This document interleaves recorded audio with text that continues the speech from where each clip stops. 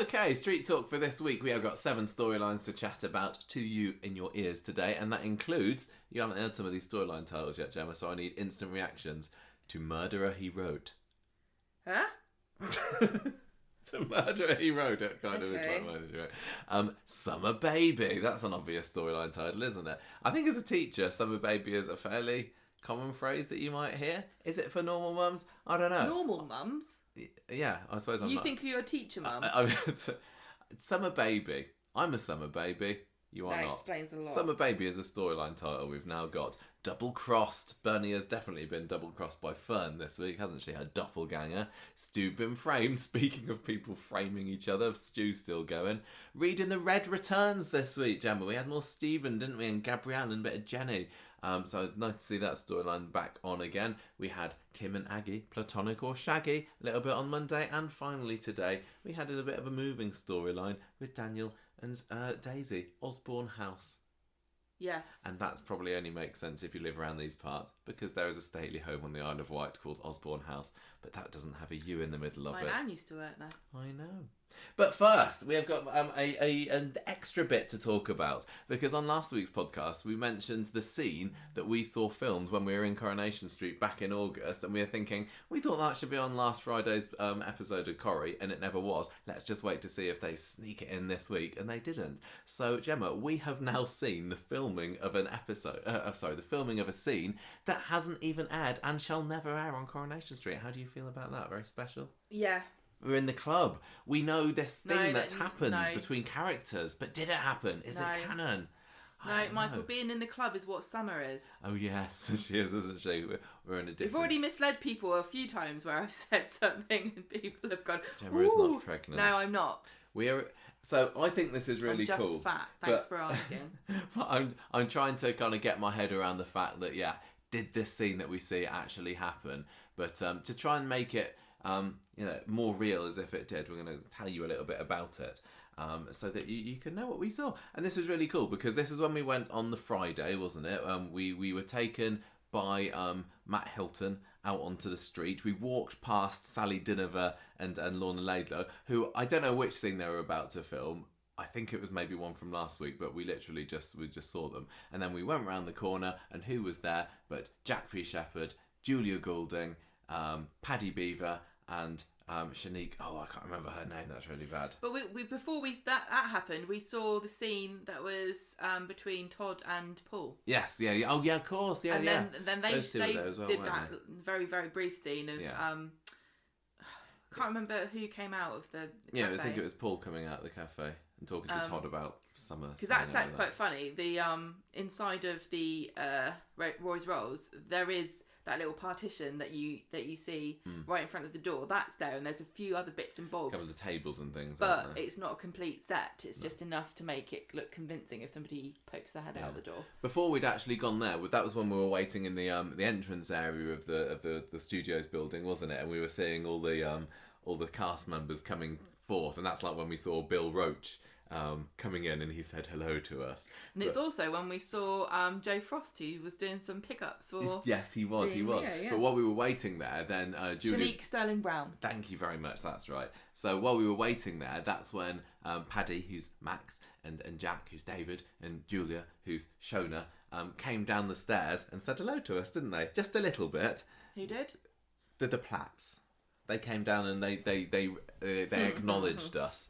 And we'd already seen Paddy earlier that day. Jack kind of gave us a hello, and it's Julia who knows of us a little bit more. I mean, she'd been on the Cast versus Fans Squid, hasn't she? So she was nice and happy, and she said, "Oh, are you going to come and see us filming then?" And we're like, "We don't know. We're being taken." Her. We do love Julia Goulding. She's awesome. Really, really lovely. She said, "Are you going to come and see us filming?" We're like, "Maybe." We're being taken onto the street, and she said, "Oh, we're filming on the street." So we thought, "Oh, yeah, probably we are then." So we got there. We saw the Todd and Paul scene being filmed. Had a bit of a chat with Gareth Pearce, who plays Todd. Lovely. And then we had this other scene.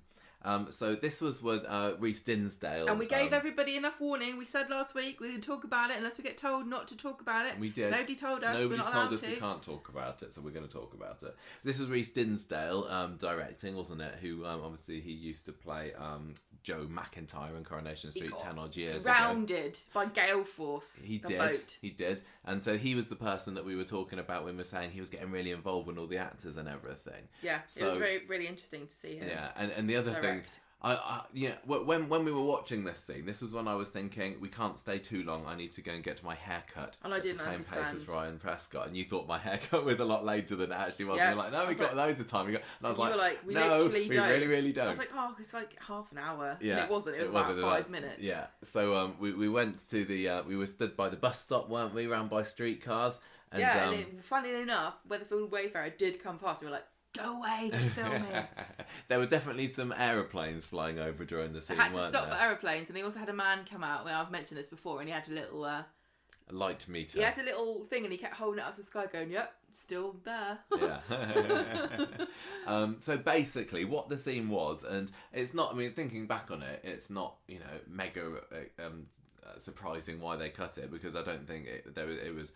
They got a whole, it wasn't really important, the information that was delivered. You would have gone, well, I'm not writing down anything that happened in that scene. Possibly. That does happen sometimes, you might have noticed. Yes, there were some scenes like that today that I didn't write any notes for. But anyway, what happens is, and I'm trying to remember this, but I thought when we were watching it, I'd be able to, watch it on the TV, so I didn't have to remember it exactly. But the scene is, and I'm sorry we got far into this before I've said. So, Shona is coming out of the cafe, isn't she? And if I'm missing anything, or if you remember anything differently to me, do let me know. Shona's coming out of the cafe, and she's talking to Dee-Dee, who's standing there on the street. Now, you remember from watching the scenes recently that Dee-Dee and Shona are kind of semi-friends at the moment, because Shona was one of the first people that Dee-Dee met. So Dee-Dee's there, and Shona's talking to her about offside rule or something. She's just come back from seeing Lily playing a football match, I think, and she's kind of complaining about the ref. Do you remember this? Yeah. Gemma definitely remembers this. And she's talking to Dee-Dee about something or other, and I don't know what. And then David comes up, and he's like, oh, Shona, I need to talk to you about Max. And Shona says to him, I'm talking to Dee-Dee here, actually. What are you doing? Don't interrupt us. And Dee-Dee's like, oh, don't worry, it's fine. I'll catch you later, Shona. And she saunters coolly off. She saunters coolly off towards the Rovers way. David goes up to Shona. I can't remember what they say. And then Shanique Sterling Brown was just... Oh, yeah. She walked... she had to walk off. So she walks all the way up to where the florist was. She kept nosing in the florist, going... The florist door was open, and she went inside and had a nose around. The set is in there, isn't it? Yeah, it is. The florist set is in there. So she was just having a look around, going, we've not been in here before. Yeah. There was also a Preston's Petals van parked outside the medical centre as well, wasn't there? Yeah. So, I mean, this was very early on in Shanique's time in Coronation Street. Well, she hadn't appeared on screen. No, she'd only been on the show for like 3 weeks or so. So it's like us, any chance to get a nosy and a poke around, you would. Yeah. So then David's talking to Shona about something or other to do with Max, and then Max comes walking down Victoria Street from Victoria Gardens way, and then David sees it and is like, what you doing? Get over here. And Max says, oh, you're gonna report me to the police? Is he like skiving off at school or something? I can't remember. And he said, oh, you're gonna report me to the police then, are you? And then David's like, come here, you. And Max just walks off towards the Rovers. Chance. Yeah, he says no chance. And David's like, right, come here. And then he ends up chasing Max over towards the Rovers way, doesn't he? And I think that's pretty much it. Yeah, I think Shona like calls to him or something, and one of the takes she was like, Julie Cooley's like, come here, you little beep. Oh yeah, she was, wasn't she? I forgot. That's my favourite bit, when they mess around and have a laugh. They got on all really, really well with each other. Obviously, that group of actors work together quite a lot. So it was nice to see them work together, and we really absolutely adore David and Shona together, so it was lovely to see them. It was really nice seeing Paddy as well, having only met him a couple of days ago. And seeing Shanique as well, playing Dee-Dee, and sort of trying to work out from the very brief amount that we saw of her, like, what kind of character Yeah, because we'd met Shanique 2 days before. We'd been told about her, but this was our first experience of actually seeing her. We didn't have... Well, we'd met her a while ago, because we went to her... performance. She directed a play. Oh yeah. But so we had no idea. Obviously, she was going to end up being in Coronation Street. No. So, so this was the first time we got to see Dee-Dee. That's a lesson to you, to be so. nice to everybody, isn't it? Because you never know where they're going to end up. Exactly. Yeah. So it was really, really cool. And Dom from the archive came in and had a chat with us, didn't he? Yeah. Because we'd gone out to lunch with him the day before, I think. Oh, yeah. And I texted him to say, we're here again. So he came and said hello to us. And he stayed and watched the scene with us. We were talking about ideas for cider names. We were talking about ideas for brand names on Coronation Street, because that's part of his job to come up with names for things. Such an amazing job he's got. Oh my god, and he does it so well as well. So much. And he's so nice to have his job, or maybe have. Yeah, but he's lovely, so I think he should have it. He's a very nice guy. I know he's lovely, and it makes it even worse, doesn't it? Because it's like, And at some point, and I can't remember. Can't wish it all on you because you're so lovely. We've been there on the street for about 40 minutes or so at that point, and then we were kind of shepherded behind. Round the corner, weren't we? So we were getting up close to the streetcar's door, and the Nuttall's Brewery, and it's like, we're now trapped in there. I've got to go. My hair appointment is in 5 minutes. Such a showbiz thing to do. And you were still at this point blissfully ignorant of my hairdressing time. That's right, time. ignorant. Good choice. And I was like, we gotta go. And then we kind of legged it through the street. That's when we took some photos of the bistro that was all done up like the engagement party with all the balloons and everything. And we had no idea then. We had no idea what it was. There was no clue on the outside. Yeah.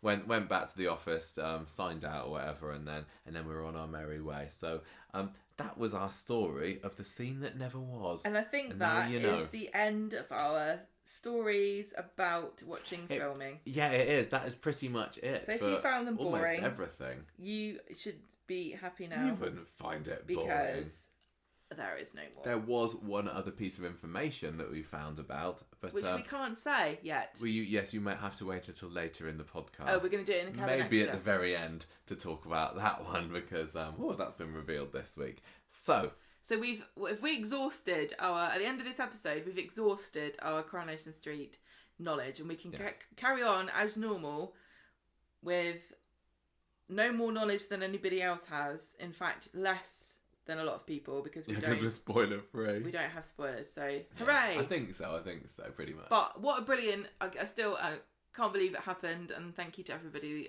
that helped us, and Matt and Ali and everybody who was so nice. We're just going to have to go back again now, so that we get a bit more ammunition, a little bit more secret inside knowledge. I couldn't have asked for a nicer time. So good. Lovely. Now we've back to this week's Coronation Street. I'm sorry, and to everybody listening on YouTube who don't usually get all the extra bits of the podcast. I hope you kind of enjoyed this. A little bit of a new world treat.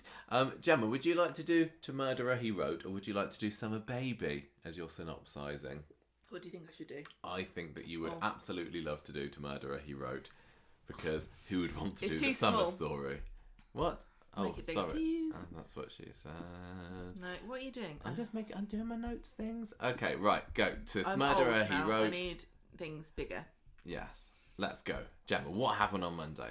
Oh, yeah, this story. Okay, right. On Monday... What do you mean? You knew it was this story. I don't... There was a secret return. Puns, I don't listen to your puns. Yes, you... I don't know what they mean. Go on, then. Leanne's looking pensive, and she can't get Harvey off of her mind because, as we all remember, dear Sam was writing to him like, "Dear Mr. Murderer, why did you kill my mummy? We didn't know at this point what he was writing to him, do we? So she just knows that that they've got this visiting order, right? Yeah. And they both, Nick and Leanne were like, no way, forget that. And Nick's like, well, I don't care. Who cares what he wants? I'm not bothered. So Nick tells Nina that he's worried about Sam, and he's avoiding talking about Natasha to him. And Nina says, actually, I think you should confront it head on. And she's a bit of an expert, seeing as what she is an orphan. After breaking the ice about Natasha and urging him to talk if he starts feeling sad, Nick tells Sam that they should have a family get together, and Sam says, "Well, that's a good idea." Ooh, Bagsy having it at the bistro. At the bistro, Leanne's just fiddling on her phone, and she says, she says to Debbie, "I've got to go do something for Natasha's anniversary," and she fishes the prison letter out of the bin and calls the number. So yes, because this week is Natasha's death anniversary, isn't it? Death anniversary. Also, Johnny. I don't think that got a mention. Maybe it did when I wasn't watching, but I'm pretty sure that Johnny was completely forgot about. Jenny is too busy pining over her new missing boyfriend. I know, she's probably lying in bed tonight thinking, "Oh, bugger, it's today, wasn't it? I didn't go to his grave." There's something else I was sad about this week, and I don't... So yeah, she's pining after Leo, accepting offers of drinks from Stephen. Nice. And her poor dead husband is turning in his grave or floating in the sewer, depending on whether or not they cooked him out or not. So Leanne comes home and she finds Sam is writing a poem for his mum. And Nick tells her that there's this memorial they're going to organise for Natasha, and can she help? And she's like, no, I've got to go to the cash and carry.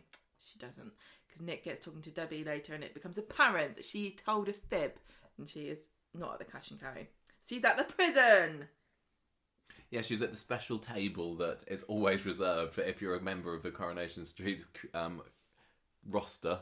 It's right in the middle, so everyone can see. Yes, they always sit in exactly the same place. Harvey comes and sits opposite. Oh my God, it's Will Mellor. He's back. Hello, gorgeous, he says. Did you miss me? I assume it's him and all Leanne saying. Right, let's just fill everybody out in, because I've kind of forgotten what happened with Harvey. He was the evil drug dealer. He roughed up Jacob, yeah. He gave him a...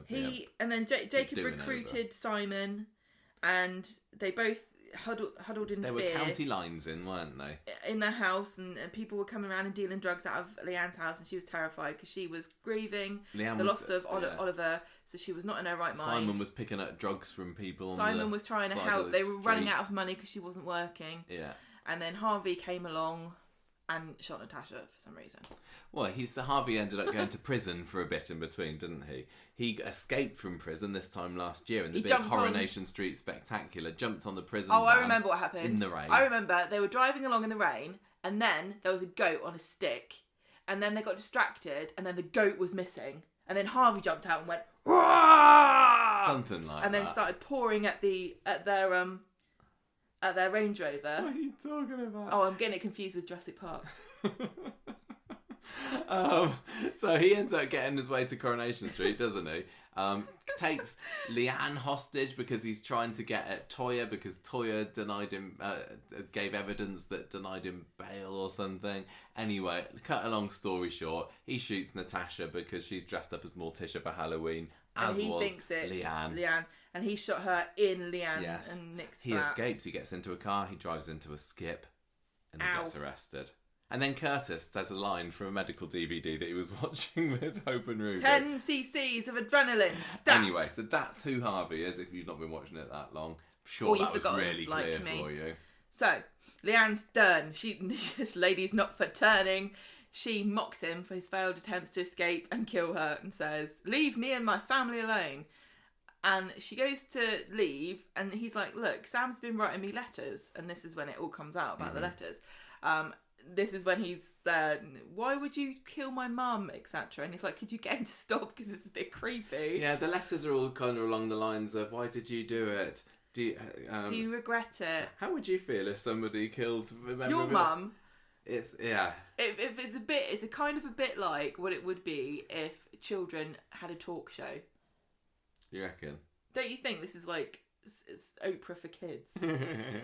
So he's obviously quite uncomfortable with these letters, and he's not replied to any of them.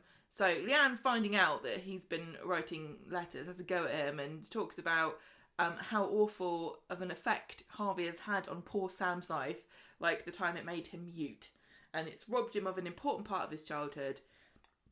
She clomps off, and Harvey's like, "I don't care, just tell him to stop bloody writing me letters." So she goes back to the bistro. She's all shaken up about this, and Nick's there, and he guesses where she's been. So they go home and talk to Sam about this. What the hell are you writing him letters for? And Sam realises that he's gone to see Harvey, and he's not interested in answering any questions. He's just fixated on the fact that she has gone to see Harvey, wants to know how he was, wants to know if he's read the letters, wants to know what's happened to him, why has he turned out this way, because people aren't born evil, he says. There must have been a time when he was nice. What went wrong? And he's very insistent, and he's very concerned about this and fixated on it. And Nick sits Sam down later and says, "Stop writing these letters, please." And he says, "Well, I will do if you let me visit him." And Nick and Leanne try their hardest to dissuade him, but he won't take no for an answer. This is really interesting to me because they've not said anything about, and I don't know very much about children with autism or the spectrum or anything. But this feels very much like something that a child who has autism might do. Well, he was being very single-minded, and he was fixated on this, wasn't he? And wanting to also like not understanding social. Yeah, it was, and trying very. It's not like also a lot of people mistake people with autism as like not being interested or kind of not even really being aware of there being social rules, but that's not true at all. No. They just it's more difficult to understand and pick up on things that perhaps other people might find comes more naturally. Well, Sam just sees everything as in black and white, really, doesn't he? And he thinks there's a reason. Yeah, exactly. Because he was always looking for answers and reasons and questioning and inquiring, because that's the sort of person he is. But sometimes, and he won't accept that that's just the way things are, which is what Nick and Leanne were saying. But it's a kind of an important. It's important to consider that people with autism, not that Sam is necessarily being portrayed that way specifically, they can give you a completely new perspective on things that you might not have ever considered, because we know you take things for granted in a certain way. I don't know whether we want to get too deep into it, but it's very interesting to me that he's very similar in that way to Roy, and they've always shied very hard away from giving Roy a diagnosis of having any kind of being on the spectrum or like having Asperger's or anything, which I think gives them a bit of a get out of jail free card so that they're not being insensitive. But equally, I do think that they rely a lot on that kind of character setup to explain away some of the things that makes Roy a bit different. Mannerisms. Yeah, don't you think? Oh yeah, definitely. I kind of wish that they would tackle it a bit more head on and be a bit more I don't know. Take a bit more responsibility for some of the things that they give these characters to do. Do you know what I mean? I do, but then equally, I'm also thinking, would that just be another issue story? Would that be another story where somebody is given some kind of label or condition? Not really, because it's just a personality, isn't it? It's part of his personality. It's not like, I can't have milk. It's like how he interacts with the world. But he's going to act the way he acts, whether he's given that label or not. I know, but I think it's good for representation. I think it would be nice for people, because already I think that people find an affinity with Sam and Roy to a certain extent. Yeah. And I don't know. Just let me know what you think, listeners, because I think there are arguments to be made for and against putting a label on these things.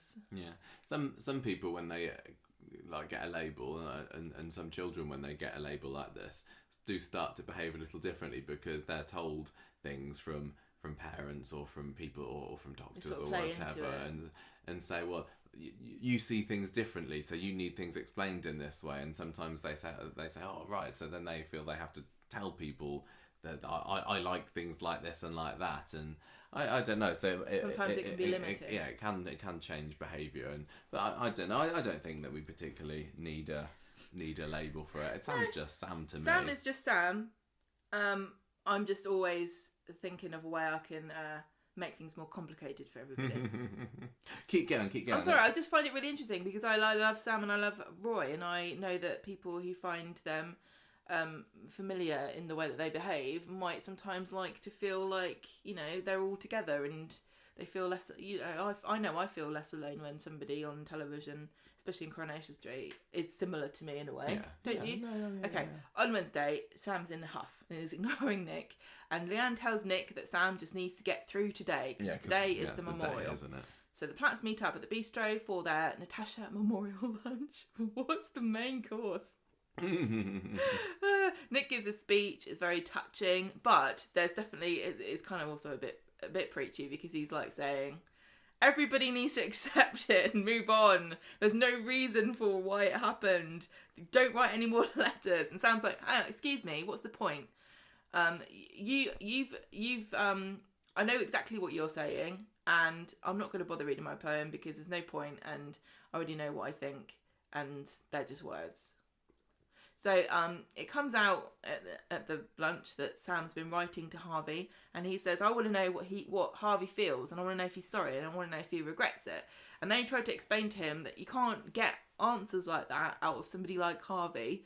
And Sam gives up and heads home, and Audrey's following him. And there was really sweet scenes with Audrey and Sam where she's looking after him and chatting to him, and they're sitting there back at the flat, and he tells her that he's a very clever lad, but being clever doesn't always mean you're right. And she talks to him about her granddad and looking at the stars with him and teaching him all the constellations. And Sam says, "Oh, come round and look through my telescope if you like later."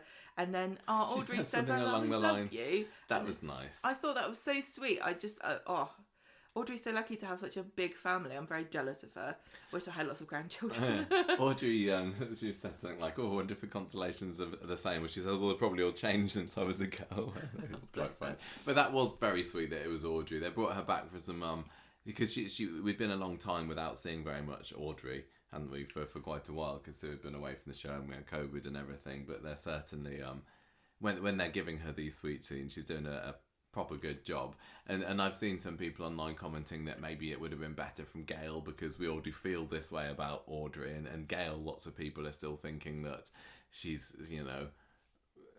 I've got a bit of a screw loose. I'd rather it was Audrey. I think I prefer it being Audrey, as much as I might have enjoyed seeing Gail doing it and getting all warm fuzzies from Gail. I think to me Audrey was best, and that, you're right, the bit where she says "I love you" was just great. It's just so sweet, and it doesn't feel like we've had a whole lot of Sam and Audrey together, really. They don't feel like they've shared many scenes before. She's his great grandma, isn't she? Yeah. So it was just nice to see one of the sort of the oldest cast members and one of the youngest cast members, both of whom are incredibly talented actors, performing together in this very sweet scene. Yeah, and like a proper legacy character of Coronation Street, and it just made me think, the future of the Platts is still in good hands. Yeah. So Nick and Leanne return home after having this nice afternoon with Audrey, and Sam says, "Oh, I'm not going to write to Harvey anymore." And Leanne is grateful to Audrey and calls her a miracle worker. And I think that Audrey's like, you just have to talk to them like they're people. In the Ginnel, Sam reveals he's lied and he has no intention of stopping writing to Harvey after all. He's speaking to Hope, by the way. What did I say? He didn't say anything. He just said he reveals. He just goes to the camera. Come here. A fourth wall breaking from Sam. If anyone's going to do it, it's going to be Sam, isn't it? Don't tell him the other characters. It says they're on the script. Right, Friday, Nick tells Shona he thinks Sam will have forgotten about Harvey by the end of the year. I don't know who Nick thinks Sam is, but he is not the sort of kid who forgives and forgets. Also, it's not like he's an insignificant person. It's not like he's going to forget that his mum's dead at Christmas. No. Right, so, nope, Sam's not forgotten. He and Hope are talking about how easy parents are to fool. And then, this was a bit weird. Hope is around for tea, and then Nick comes in and says, "What do you want? I'm going down the shop. Would you like one of your fancy stir fries?" And Sam says, "No, we'll have pesto pasta." And he says, "I'll get you a nice pudding then." And he says, "No, there's yogurt to eat." And Hope's like, "You're boring. Why are you just letting him? Why haven't he eat all this crap when we could have had anything we wanted? I'm going." So, Nick goes off to buy I don't know what other shops because he ain't buying any dinner. And Hope says, "Well, you're boring." And he says, "Well, I didn't feel like I deserved a treat because I'm lying to my dad about writing to Harvey." So he's already guilt ridden. So he's probably going to confess next week that he's still doing it. Hope thinks he's being a div, and she leaves. Yes. So, what do you reckon about this week? Glad to see Harvey again. I'm really interested about where they're going with this, because in a way it feels as though it would be beautiful if Sam's childlike innocence unlocked something in Harvey's soul whereby he realised all the error of his ways and sort of repented his sins. But then equally it would feel a bit ridiculous that this sort of murderer gets off the hook because he unloads his sadness onto a child. Are we supposed to, if Harvey does sort of give an account of himself to Sam, are we then supposed to forgive him if Sam does? I mean, it is getting close to November, but so A Christmas Miracle, where Harvey has a a reforming of character isn't necessarily off the cards. But yeah, I think it would be a little bit twee. It wouldn't surprise me in the slightest if we get a scene at some point where where Sam goes to see Harvey though, and I think that will happen. That's going to be great because to have little Sam face to face with the man who took his mum's life, and seeing him as a human, and Sam seeing Harvey as a human. Like when Leanne was there next to Harvey, she was just kind of sneering and she was great. She was a very hard faced, wasn't she? She didn't want to show that she was intimidated by him at all. But Sam would just be there and open and sweet and saying, "Please, mister, why did you shoot my mummy?" I'd really like to see Harvey's reaction. I think he struggled to give an account of himself as to why he's done it. Yeah, I mean the fact that he was asking Leanne he was saying just get him to stop writing the letters. He doesn't want that constant reminder. I mean, being in prison is enough, but to have this little kid writing to him, that makes it even worse. He probably never gave two thoughts to Sam at all. No, I mean, he didn't even mean to kill Natasha, that's the thing. So I wonder how guilty Harvey actually feels about killing somebody who he didn't have any beef with, you know? I'm really interested. I just don't know. It feels as though this could... If Sam comes face to face with the fact that Harvey doesn't really know or care, is that going to fundamentally change his character? Is he going to lose his innocence? Or are they going to make us feel bad for Harvey? Because the actor who plays Harvey, Will Mellor, is a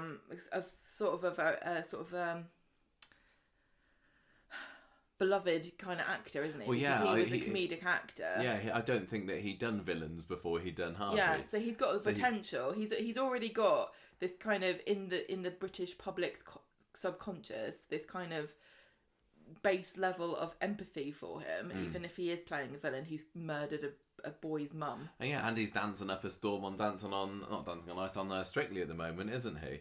Which does mean, of course, I assume, that Harvey's not going to be in the street for long, because if this was filmed back, let's say, late August, early September time, and now Strictly started, this Harvey in prison story has definitely got a shelf life to it. So... I mean, it could be that it's, before Christmas this is all over, but I don't know. I hope that it ends in some kind of character development or realisation from Sam. I'm pretty sure it's gearing up for a very interesting kind of quasi two-hander with Harvey and Sam. I'd like to see, like, Sam, not lose faith or... Because he thinks there's an answer to everything, and maybe he will just come away with this. Everyone's told him, no, sometimes there's no rhyme or reason for this. Now, is he going to actually come to that decision himself, and that's going to shake his whole understanding and core belief about how the universe works, because he's always thought there's been a reason for everything. In a sense, that's a good argument for not putting a label on what, is Sam autistic or something. Because I certainly wouldn't want to... And I don't think I ever made out that I know or could represent somebody, because I don't, obviously. No, you've not got any experience, have you? So I don't want to feel like I'm trying to put words into a character's mouth and saying something like that. But yeah, maybe they want to be a bit more free with where they take the character. Yeah. Because you can't just have autism and then have a revelation. It doesn't work like that at all. It would never change the way he views the world, because that's who he is. I found Nick and Leanne's reaction to all this quite interesting, especially because, and I should have looked this up, I can't really remember, but I'm pretty sure that when Nick found out about where the guy who'd killed his dad was in prison, and I think he ended up like writing to him or wanting to communicate with him as well or something. This guy ends up coming out of prison. Do you remember? And did he hold Leanne hostage or something? I can't remember. It was only on Classic Coronation Street maybe a year or so ago, but I can't remember all the details. But yeah, Nick has been in a very similar situation as Sam in the past. Yeah, because Nick's dad, parent murdered, wanting to contact the perpetrator. Interesting how this hasn't been brought up yet, because it would be very easy for Nick to say, well, I got in touch with the guy that killed my dad and it didn't do me any good. but I don't know. Coronation Street doesn't always like to make references to things. Otherwise, Leanne probably would have brought up the drugs when she was going through all that last year. But so they both don't want Sam to speak to Harvey, do they? Well, they're kind of right. If this was real life, they would be correct to say there are no answers here. You can't. He's not going to explain himself to you. Nobody kills somebody for. I mean, there aren't very many good reasons to kill somebody, are there? I don't know exactly what do you expect to hear from this, Sam. That's what I would ask him. If you're expecting something that gives you peace, you're not going to find it. I think that kid just needs to go to therapy. Yeah. I heard Toya's not doing anything at the moment. Yeah, she's still she's living with them apparently. I mean, we didn't see hide nor hair of her this week. She's keeping on their sofa apparently. I don't know what she's up to. Maybe has she been at the protest with Peter and Griff this week? Oh yeah. So but end of the. If you draw a line under this in reality, you'd say. If I was in their position, I'd be like, no way am I taking you, my 11-year-old as a kid, to a prison to see the person that killed your mum. You're too young. You wouldn't understand. They're absolutely right to protect him, as difficult as it must be. God knows what this man would say. Yeah. If you think about it, this guy's in prison. He's got nothing to lose.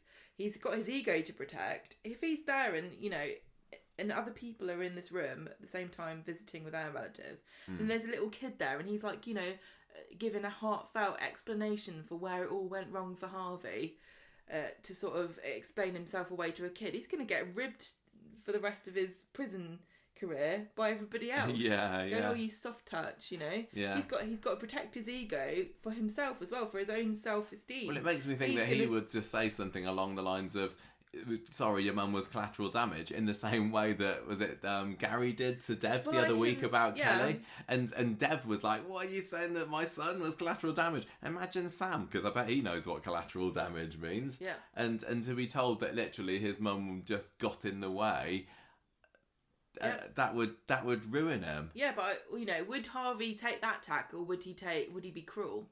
Because he could possibly be. Who cares about her? She's nothing to me. You're nothing to me. I'll kill anyone I want. I'll do it again. Yeah. I'm a drug dealer. Sam really needs to be kept away from him, but I think the likelihood is that we are going to be seeing a beautifully touching. But who is it that's going to take him? That's the thing. Oh, I thought you were going to say who's going to write it. Is it Nick? Is it Leanne? Or is it somebody like, does Audrey or Gail or somebody kind of behind Nick and Leanne's back go and take him in there because they think it's the only thing or the best thing for him? I wonder. Well, it's the best thing for the storyline. Yeah, because if Harvey has written to all three of them, hasn't he, requesting a visit? So could somebody, I don't know, could somebody else with Sam's letter take him in without parental consent? I don't know how these things work. I don't know either, and I also don't know. Could Hope persuade Fizz to take Sam in or something like that? And also, just because he's in prison doesn't mean that he's allowed to be harassed. No. Surely he could say to the prison people, I don't want any more post from this kid. You can tell it's his by the handwriting. If you see any children's handwriting, just bin it. Yeah. This was I did enjoy this stuff. It was good to see a bit more of Nick and Leanne again, because it feels like it's been a long time. I know last week they were in it, but a long time since they've had a bit of a story.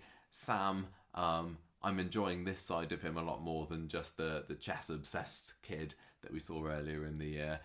Great that we've got Will Mellor back on the show. The rumours around August time were that he was coming back, weren't they? So it was, it felt fairly obvious that it was going to happen, and it was cool. There's been a lot of returns in Coronation Street this year. We've had Sharon, we've had Spider, we've had Stephen, Jess, the police officer, even we've had this week. It's been really cool. It just makes Coronation Street feel like a real place with people that live there. With people that come and go and don't just live there. So, the summer baby storyline, Gemma. It's the summer one. Oh, yes. Let's see what she's getting up to. Summer is over. Well, yeah, they should put it in a box for the rest of the year. So, we know what happens when people get in a box. Monday, There's this clothes shop thing at Swap going on. I'm confused. Is it all the same people? It's different people. So no, Esther and Mike, these two people that Summer were introduced to last week by Billy, they're organising this clothes swap on Victoria Street, and everybody's donating their various vêtements for it. For what? Charity. But there was also a separate collection for refugees, and then the week before that, or the few weeks before that, they were sending clothes to charity shops. So there've been 3 separate get rid of all your crap old clothes storylines. Well, I think, and I don't know whether you picked up on Corrie's subtle messaging in tonight's episode, they want us to feel bad for refugees on Coronation Street. And I just say, I feel bad for refugees. I don't need Coronation Street to give me not a history lesson, a PSHE lesson about refugees in more than one scenes, and having Jacob doing it of all people. Because I feel bad for refugees, I wouldn't burden them with my old clothes. Would you not? They'd love them. They don't want my clothes. It did feel a little bit like a refugee. Well, on Friday we had at least twice somebody going, "Oh, imagine if you were bombed. How would you feel?" It was a little bit too on the nose, really, wasn't it? Is this the first time it's occurred to you to put yourself in someone else's shoes? Yeah. Anyway, so this clothes swap is happening on Wednesday, and everyone's donating stuff on Monday. Imagine if you were being bombed, wouldn't you like a jacket with a pregnancy test in it? So among the people who are donating their clothes are Daniel and Daisy, and Daniel's decided that now has come the time to and Carla as well. Right. Now's the time to get rid of Sinead's clothes. So they bag them all up. They take them down to Summer. These storylines were also the get rid of your dead wife's old crap storylines, because we had the same with Roy. Yes, that's true. I'm still very worried about Hayley's coat and where that is. Don't get rid of my old crap. When I die, you've got to keep it forever. Okay. This is where Daisy drops in a line about, "Oh, my clothes don't fit me" or something anymore, doesn't she? She also says, sow the seeds of the Who's the Mummy mystery on Wednesday. I've got a craving for some spicy food. Yeah. And, I don't fancy a... Oh no, it's just Carla that says, "I don't fancy a wine, I'll have an orange juice." And I was like, ooh. So Summer gives the bags to Esther, and she talks to her about splitting up with Aaron recently, and Esther's like, "Oh, me and Mike have also been going through some tricky times recently as well." We later get to find out about their difficulties in conceiving. Well, she shouldn't have said that, because I certainly wouldn't give her my baby if she's having troubles with her relationship. No, it's not. It's just troubles. Yeah, I know. Having a baby. Yeah, I know, but Esther and Mike are strong. Not if they're having troubles. So Wednesday, everyone's setting up their stalls. Asher's there, Nina's there. Billy's telling Asher that Summer's putting a brave face on things because she's split up with Aaron, but she's powering through with this new initiative. And Peter's there, seeming fairly interested in the swap too, and Asher encourages Carla to donate some of her old clothes as well. So Daisy brings her bags of clothes along, and everything's going swimmingly. Was this just an excuse for the wardrobe department to get rid of a load of old stuff? Without us going, "What happened to Summer's old denim jacket?" I don't think we actually saw many of the clothes, to be fair, did we? It was just all bagged up. Anyway, Daniel's still promising Daisy that he's fine with getting rid of Sinead's stuff. But then Summer spots Aaron at the clothes sale. Daniel rocks up with a big bag of Sinead's old stuff, and then old Nikki, his girlfriend, the lady of the night, Nikki, rocks up going, "Has he given away that cardigan because it's dead comfortable?" Yeah, can I have first dibs on that, please? Maybe. Well, Kimberly did turn up at the Inside Soap Awards this week. Well, there you go. Maybe she's still in there. And then she walks past Daniel wearing it, and she's like, "What? I paid for it. I'm gonna have to keep it now." Anyway, so Summer's seen Aaron and got a bit sad, so Asher goes over to the garage to see him, and I still every time I see Aaron there working on the car, I think you don't feel like you belong here. You don't. He doesn't strike me as the greasiest of monkeys. He's very brooding, isn't he? Yeah. He just feels like he should be in a field with a poetry book or something.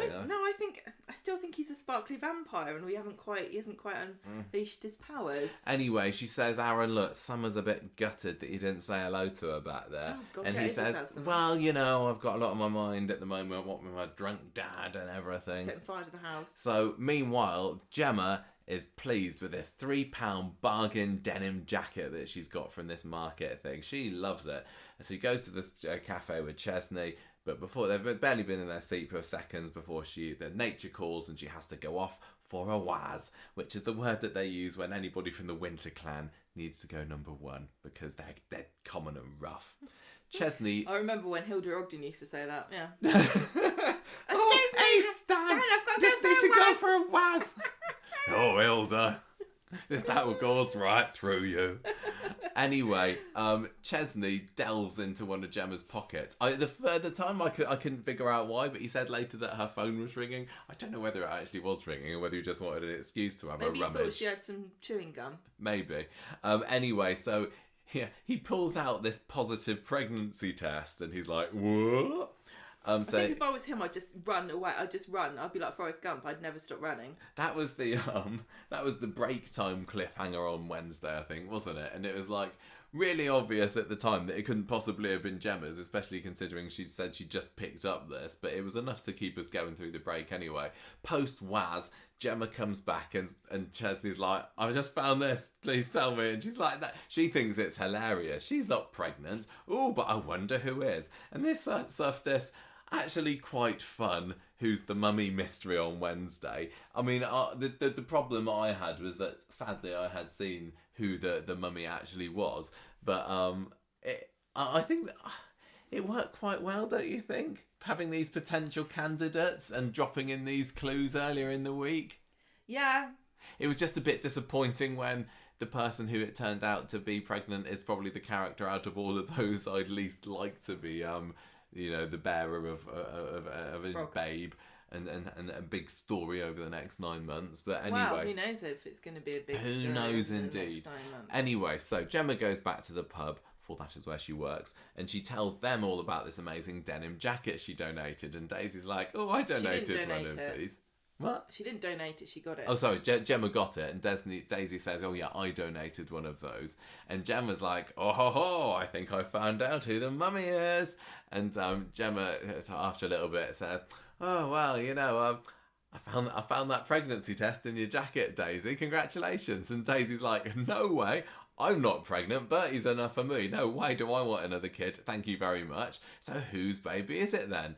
And Gemma's like, tell you what, who else? Whose pregnancy test? Whose baby is it? And Gemma's like, oh, I'll tell you who really likes wearing denim jackets. Carla Connor. There's no way on God's green earth. I don't. Maybe I'm thick. I just can't see her wearing. You can get black denim, can't you? Yeah, but that wasn't more a black Carla's denim. style. But maybe she has. But maybe. I wouldn't say it's the sort of thing that she would wear all the time. Her normal outfit choice. No, and I kind of struggle to believe that Gemma and Summer and Carla and Daisy are all the same size as well. But I don't know. So anyway, Carla comes into the pub later and with Peter, yeah. And Gemma's there, just like her eyes out on stalks, like checking her out, going, oh, she got a bump. And eventually Daisy blurts out to Carla, we found this pregnancy test. Is this yours? Are you pregnant? And again, her and Peter's reaction is just to laugh their heads off at the suggestion. And Carla's like, no bloody way. It's not my baby. So we've still got bit of a mystery going on. It's not a baby, Michael. It's a pregnancy test that's positive. What? That means a baby. It's a fetus. I do not have a fetus in my womb, says Carla. So it's still a bit of a mystery. Now, just want to say quickly, public service announcement, because Coronation Street was too busy lecturing us about refugees. Don't go around confronting people about pregnancy tests, especially in front of their significant others, especially if you don't know whether it's good news or bad news, or just just shut up. Just keep it to yourself. I think most people, even I, who knows very little about social interaction and ladies and things. I don't think I would say, "Ooh, are you pregnant?" Daisy and Gemma are the perfect two characters. Well, I would say Gemma so mostly. About this is not appropriate for you to be so excited. I wouldn't say that Daisy is. She's very canny as Daisy, yeah, but Gemma absolutely perfect for blurting things out. I'm going to say that I feel like although Daisy has had hard things happen to her, I think she's not got enough life experience to really fully appreciate that these things aren't always fun and she's probably just used to like going on Instagram and seeing all these people saying, I got a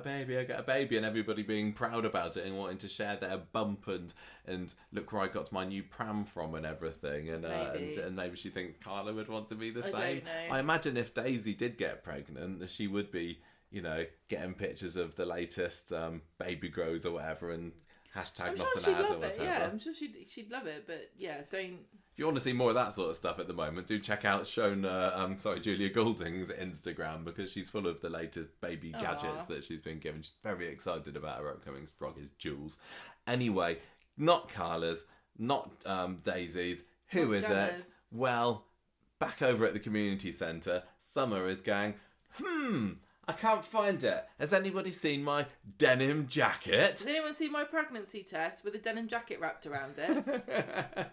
And she's there with Paul, isn't she? With kind of Dad Paul. And he's like, well, somebody maybe has mistaken it for something that was for sale. And she's like, uh-oh, somebody's picked up my denim jacket. They're going to find something quite private and personal in there. So back in the pub, Paul goes over there for a drink or something, and Gemma shows off this jacket because this is her new best thing, and says, I found that I got this at the sale, and look what I got inside. It was a pregnancy test. It's still in her pocket. And Paul's like, oh no. He puts two and two together very quickly then and realises that young Summer is up the duff. The first thing I'd be doing is taking that denim jacket to the washing machine. Yeah, what? Because of the wee stick? Yeah. Yeah, I think you're right. Also, all those women behind the bar should have gone and washed their hands immediately after spending all that time poring over it. This is an age-old Conversation Street question about just how hygienic are pregnancy tests to be waving around in people's faces and carrying around in your clothes and everything. I saw a stupid video, which I think was a setup, where a woman told her friend that she was pregnant by putting her pregnancy test stick into her friend's cocktail, and her friend was staring the cocktail and wasn't looking at all. Yeah. And then eventually she's like, look at the stick, because you have weed on this thing. Yeah, you've weed on it. Don't carry it around in your pocket. Well, we don't. Put it in a little plastic bag or something at least. They come with a box, surely. I don't know. We don't. Yeah, I mean, I wouldn't wave a COVID test at people. That's just spit. We had that story in Coronation Street a couple of years ago, didn't we? When Gemma was pregnant and Bernie was selling all of her wee sticks and everything. Yeah, so it was a bit of a flashback to that, maybe. You know, it just makes my hands feel a bit greasy, and I feel like I need to wash my hands. Yeah. But yeah, Gemma is unhygienic, lout, unlike you, who's the very epitome of sophistication. Oh yeah. So anyway, Paul's realised. He goes and confronts Summer and said, Gemma's found a pregnancy test in your pocket.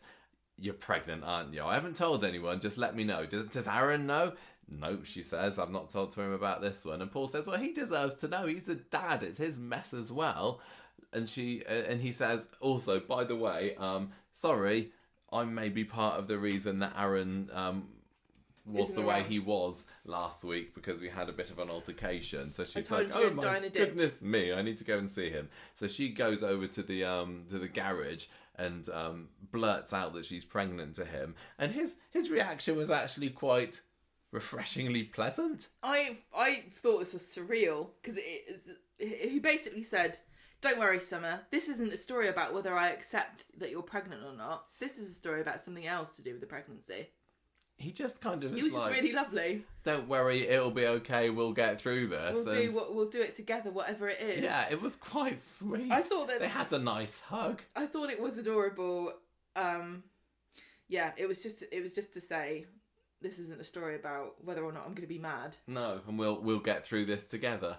So, nice. I still they're not my favourite couple still. They're still, I would say they're suited to each other. I'll give them that.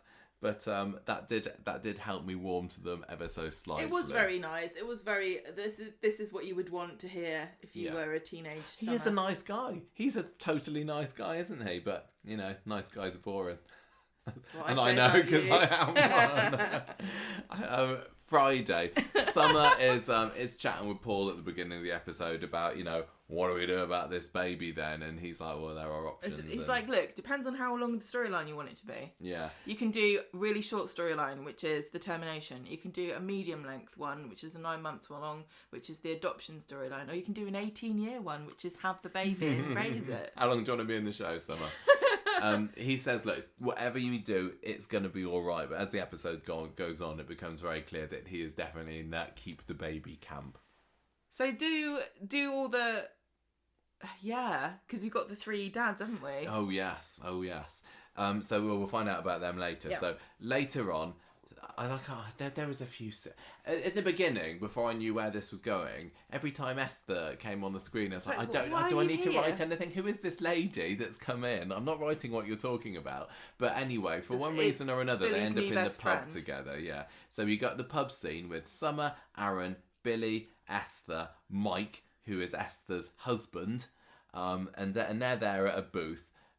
Eating a hot pot, which Esther will not shut up about. Yes, too much celery in the hot pot. She hates apparently. it. Who the hell? If I think Coronation Street couldn't have made it clearer to us that we're supposed to hate Esther. Yeah. She's like, oh, I don't like this hot pot. It's like, you dare? That is Betty's secret recipe. Sacrilege. Just because she never tasted it because she's a vegan doesn't mean that you can just slag it off. Yeah. So.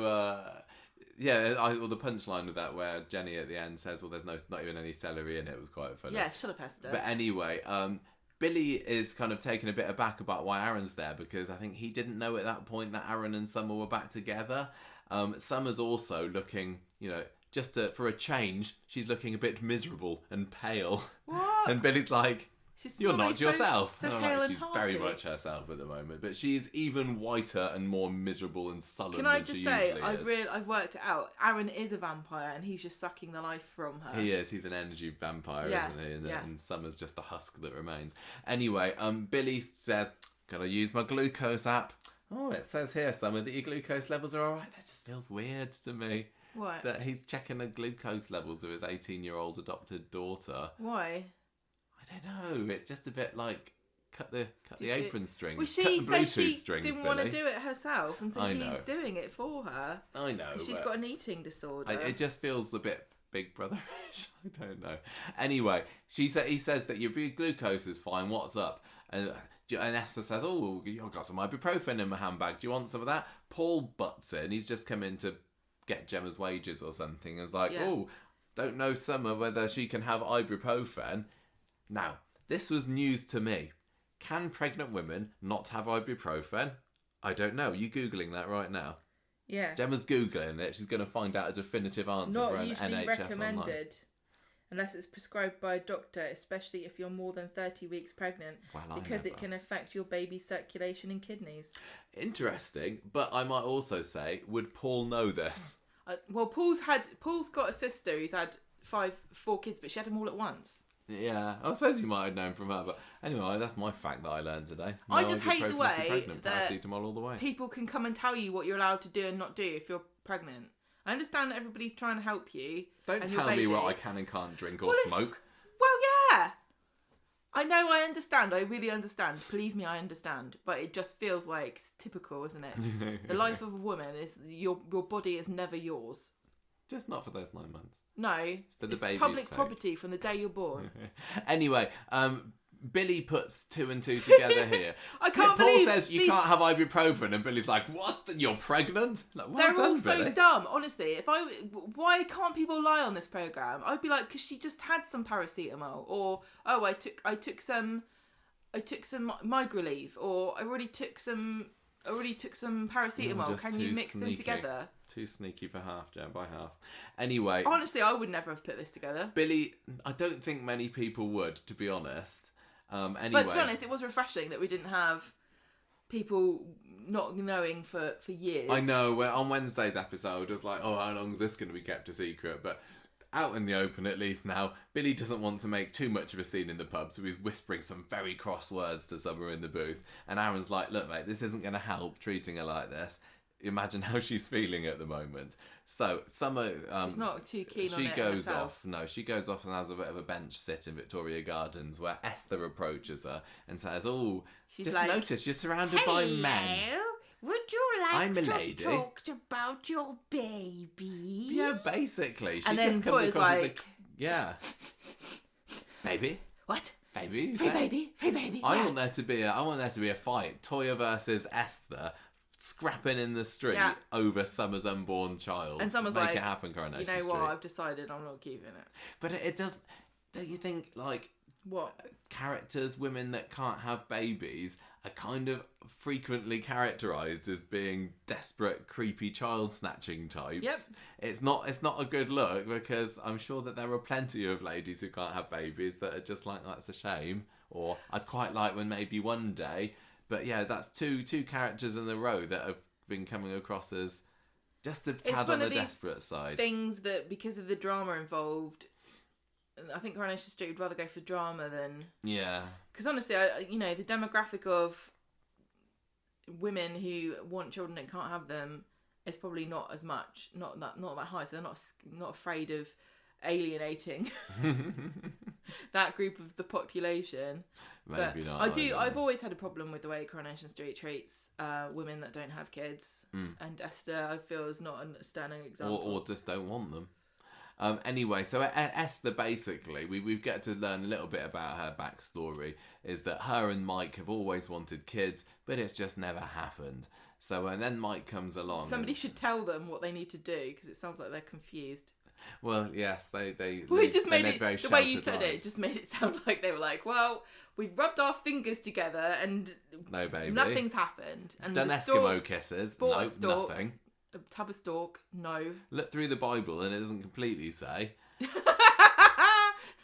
It hints at things. Is there a rib thing that we've got to do? Eat spare ribs, something like that? So anyway, Mike comes along and is like Did saying, you ask her about the baby? So basically, it turns out that Esther and Mike want to have Summer's baby.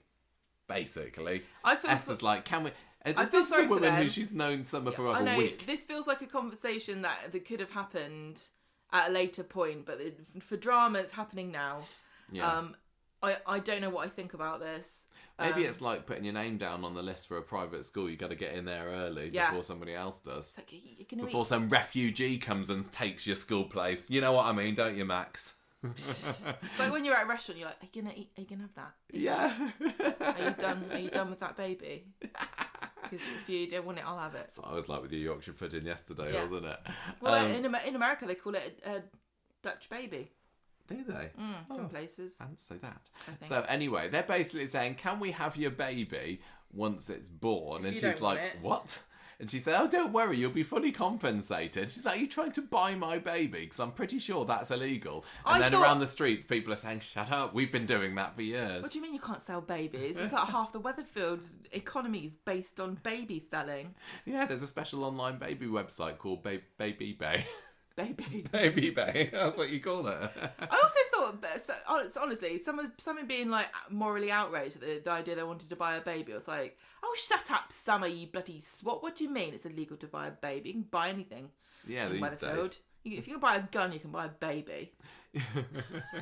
And they're saying, no, it's just like, it's hospital trips, taxi rides, anywhere. Listen, love, if you're going to have a baby, you're going to realise it's not all fun and games. You're going to want that cash. Well, there's a lot of things that you're going to have to pay for, like cream and special socks. Yes, and holidays abroad, which I'm sure you'll be able to go on with our cash injection that we'll be giving you. Anyway, they say, look, this is all part of God's plan. That us meeting you. We were looking for somebody. You have been delivered to us. It's a sign. And yet again, it's a case of the nutty Christian on Coronation Street, which I've got nutty childless Christian, which I've got a massive. It seems like again we've talked about it in some podcasts. You can't have a Christian character without them seeming utterly crazy. Apart from maybe Emily, I was wondering if Sophie was as well. No, but Emily, no. they've all had their moments, haven't they? Of where they've been made out to look silly, and I think it's a case of othering. I think that Christians are othered and childless women are othered. It's like they're not part of our group, so we can talk about them however we like and treat them however we like because they're in our group. And I just don't feel that other religions are treated in the same way as they do to Christians. They wouldn't be as flippant about another religion, and partly for good reason because. I agree. It's for good reason, but I just think there's not an equality there necessarily. No, I but agree. Anyway, Summer tells Aaron, and he thinks that they sound a bit nuts. Billy's meanwhile breaking the news to Todd, and he's like, "Well, I'm the last to know about this. What's she gonna do about it? Obviously, she's gonna have an abortion, right?" Paul pipes up, no. So this sets 2 of the 3 dads against each other. So, Billy's just there clutching his beads or something. Well, no, because so Paul's against a termination. Yeah. Billy. Todd is for. Todd is for it, and Billy is like, "Well, I'm a vicar."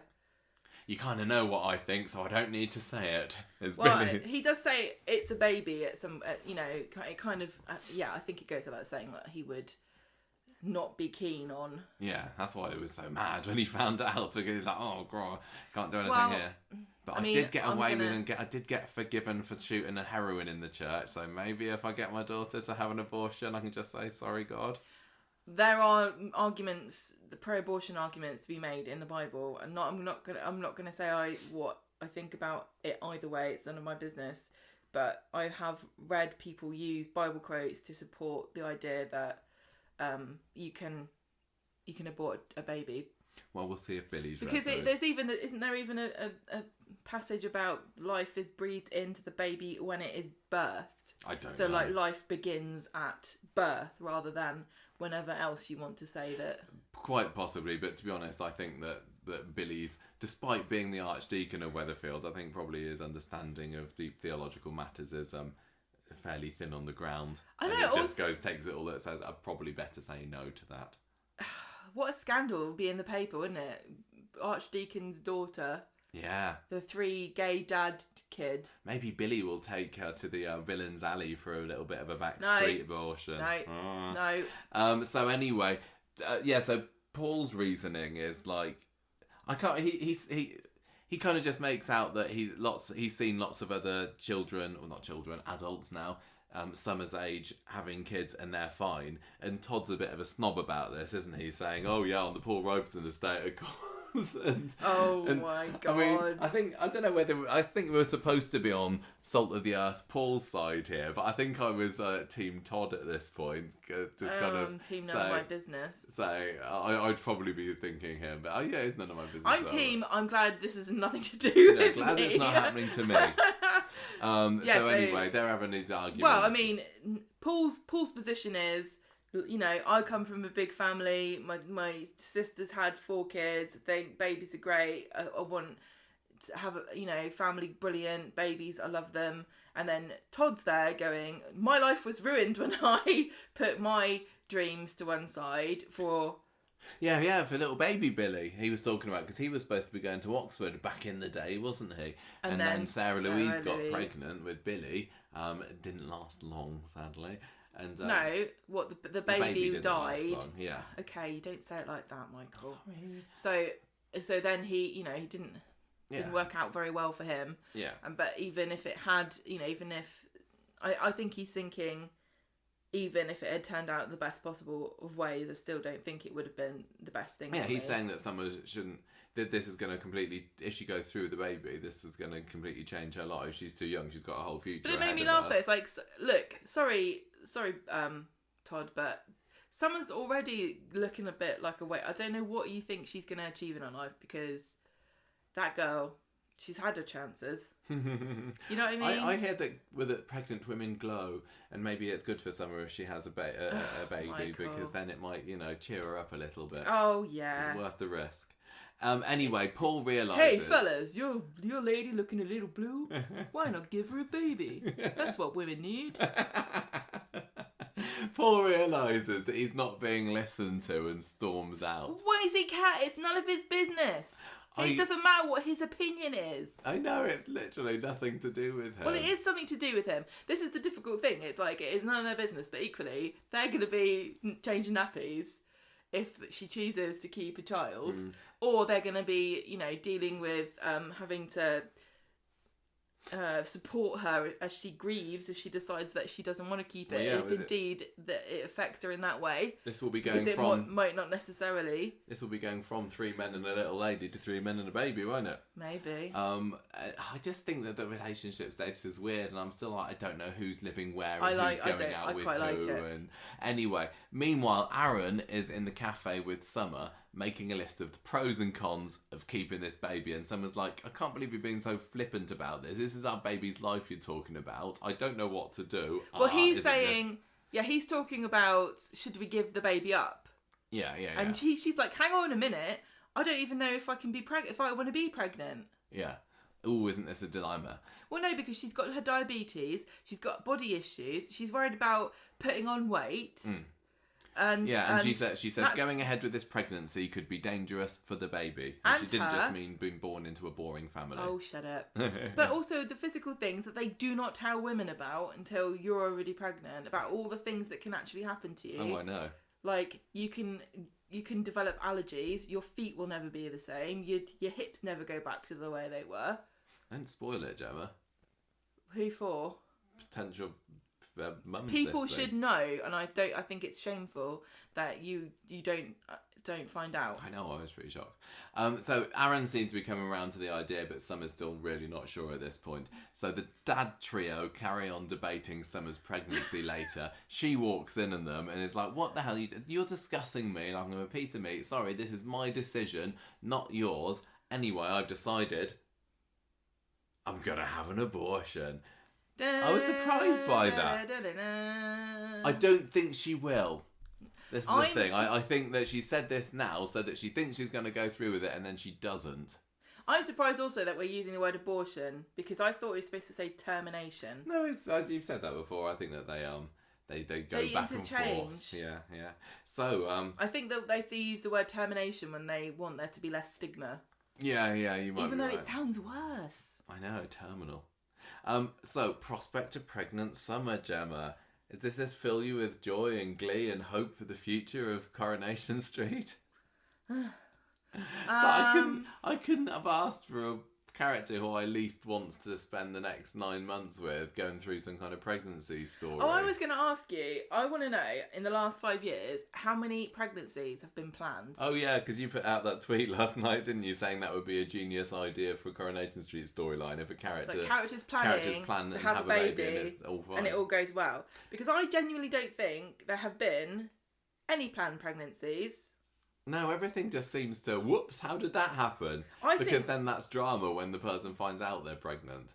I think there's, like in Game of Thrones, the way genetics don't work the same way as they do in our world, because you have things like the Targaryens, all incestuous and nothing bad seems to happen to them, and the way that... Apart from they go mad. Brown hair is always dominant in, and that's how you can work out whose kid is what. I think that the genetics of Weatherfield are such that you can only get pregnant by accident. Yeah, I think you're right. Because this was an accidental pregnancy. I mean, they didn't go for exact dates. And I don't know how many times Aaron and Summer have done it. No, I don't want to know. But their first time together was on Summer's 18th birthday, wasn't it? When they went to the hotel together. And I did my maths. No way. And I found out that 9 months after that is the end of May. And we all know what that means in Coronation Street time. Summer having a baby on Britain's Got Talent week. So, and sadly, it all kind of lines up that I think that she quite possibly could have this baby. The other thing is, the last similar-ish storyline to this was Amy. And I know Amy was quite a bit younger than Summer is now when she got pregnant. But that was a bit of a flop of a story, wasn't it? And it was over before you know it, because she decided that she was going to go through with this abortion. And I don't think they go down the same route again. So, okay, I'm going to call it. All things seem to be pointing towards Summer having this kid. I'm going to call it Britain's Got Talent Week next year. Summer and Aaron versus Esther and Mike.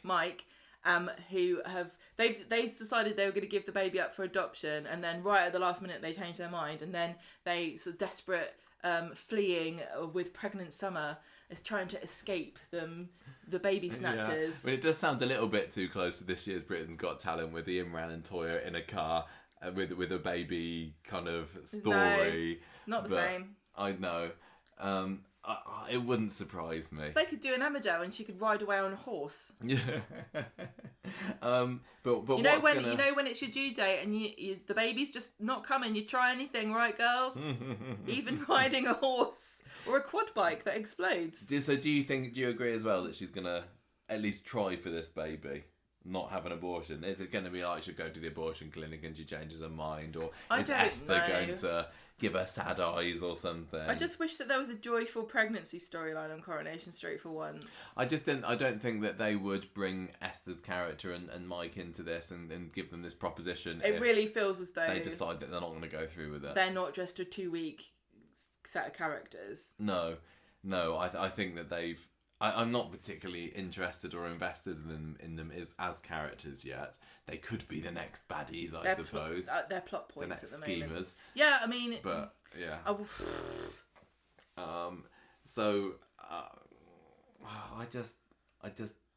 I just don't need to see a whole load more Summer. It just feels like at the beginning of this year, or I guess last year when they were planning it, the Corrie storyliners were like, who should we make as our up-and-coming Corrie teen? Who are we going to give the biggest spotlight to? Let's make it Summer. Because to be fair, she didn't have a huge role in the hate crime story, did she? No. That was very much Asher and Nina and everybody, and some of it was on the back seat. So I guess now it's her turn. But and then by the time they realised that everybody seemed to not be interested in the new Summer, and I know I'm making huge generalisations here, and there are some people that love Summer, more power to you. But before they realise that, it's like, well, we're on our trajectory now. Well, you know, Did you think that the reaction to the 3 dads was in character? From the 3 dads. Yeah. Yeah. Practical Todd, a bit more emotional response from Paul. Billy's like... He is in touch with his emotions. He has a unicorn onesie. Not anymore, he gave it away. I'm not bothered. I'm sorry, I don't really care. We've already had a big baby storyline this year, haven't we, with Abby? There needs to be, just in the same way that there needs to be just a married couple that just stay married. There needs to be just somebody who has a baby because they want a baby and they have a baby and it's great. Because I've heard that happens, but you would never know it from watching Coronation Street. I just think that it's sad when you get characters that are this young, where they think, well, the best, most interesting storyline that can be given to them is get them pregnant, and it seems like it happens so much. Yeah, like, right. Wasn't Faith? No, Faith thought she was pregnant earlier this year, doesn't she? But she wasn't. They need to teach these children about contraception. Never mind consent. Yeah, they really, really do. But anyway, I feel that there is an awful lot more to come with this, unfortunately. But yeah, it looks. I'm reckoning she's gonna go for a bit longer with the pregnancy. I just wonder whether this could descend into some kind of like quite harrowing body horror sort of thing where Summer, who already has very difficult issues around her body, finds it even less under her control than it ever was, and because it can be psychologically incredibly damaging. But I just don't know that I want to watch that on a soap. I know, I don't either. It does make sense. I just really miss the innocent happy days of, like, you know, Gail Platt was feeding a toddler spoons, and you know, and Deirdre chasing Tracy around and falling over her toys. It just feels like lorries. Everything's just so miserable around. Yeah. It's like you either can't get pregnant or you just get show pregnant by day-to-day accident. life. You got to have a drama around it. Anyway, right. I just want to see Esther talking about having a baby, having Summer's baby, and Toya just come along going, "That's rude. You knew I wanted a baby. Why don't you offer it to me first?" I wonder whether, like, Esther's going to try and lure Summer to some Bible club or something. And I know Summer has I think made it clear in the past that she's not into that kind of thing. Not into that kind of thing. What, God? Yeah. But she's in a bit of a vulnerable state, and maybe she would be more easily coerced at the moment. I don't know. Maybe she's in the cult of Nirab. Maybe. Like, we need a baby to sacrifice. Right, let's move on to the next story, Gemma. Double-crossed Bernie and Fern. Little bit of fun, this one. A little bit lighter-hearted storyline at last. Fernie and Bernie. On Monday, Ryan tells Bernie about he's selling records because it could be a bit of a gold mine. So she tells him to come around to number 5 later because she's got a load of them. And then she tells Gemma she's not going for that job interview that she mentioned last week because Fern told her that they're a bunch of crooks and they don't pay you. So Ryan comes over and she shows him some of her vinyls and he says, oh, look at this. This could be worth something. I'm going to take it to... It's a white label promo. Whatever that means. So Fern goes to the job interview for the cleaning company instead of Bernie, and she pretends to be her, and this was fantastic. That was a great She did such a brilliant job of pretending to be Bernie. I thought it was great because obviously, I don't know, Bernie didn't pretend to be Fern when she went to the driving course. She pretended to be somebody who was posh. Yeah. She didn't have to pretend to be Fern. She just had to pretend to be somebody who could have been Fern. Whereas Fern had to impersonate Bernie, part of her evil plan, which we'll get to in a minute. But she did a perfect, brilliant, bang-up job, didn't she? Yeah, and the scene was quite good as well because they had her and this guy from the cleaning agency who I saw somebody online said looked a bit like Uncle Vernon from Harry Potter, and I totally agree he did. And the camera's like being a bit shady about who it actually is, isn't it? And having her hidden behind bits of scenery and everything, and then it's revealed. I mean, it clearly was Fern, but yeah, they waited with the reveal. And they did something similar with Gabrielle in the salon as well this week, didn't they? Like, whose hair is Audrey cutting? And then param, it's Gabrielle a little bit later. But... Who plays Fern? Gabrielle Glester. That's right, something like that, yes. If only there's a way to find out. I'm going to find out for you. She did a really good job because she held her mouth exactly the same way that Bernie does, and she did that thing where she kind of squints her bottom eyelids upwards. Like, I thought she was fantastic. Anyway, she goes to this job interview. Meanwhile, Bernie's excited because Ryan's told her that the vinyl is worth £600. Meanwhile, Fern turns up at the job to clean a fancy jewellery shop. And it looks pretty obvious that she's going to try and frame Bernie for a theft. You finding that? Yeah, I'm finding it. I'm looking on Wednesday, Bernie receives a Fern call. Gabrielle Glester. There you go. Let me just do a quick Twitter update. We've currently got 4,462 likes on our tweet. If only that was money. So Bernie gets a Fern call. Well done, Michael. A Fern call. She's panicking. And who's that on the Fern? It's Sinead. Sorry, go on. Fern saying, I need to meet up with you. But it's a ruse. The shop man is like, right, I know you've been working here all night. This shop was very dirty. Yeah, that was weird.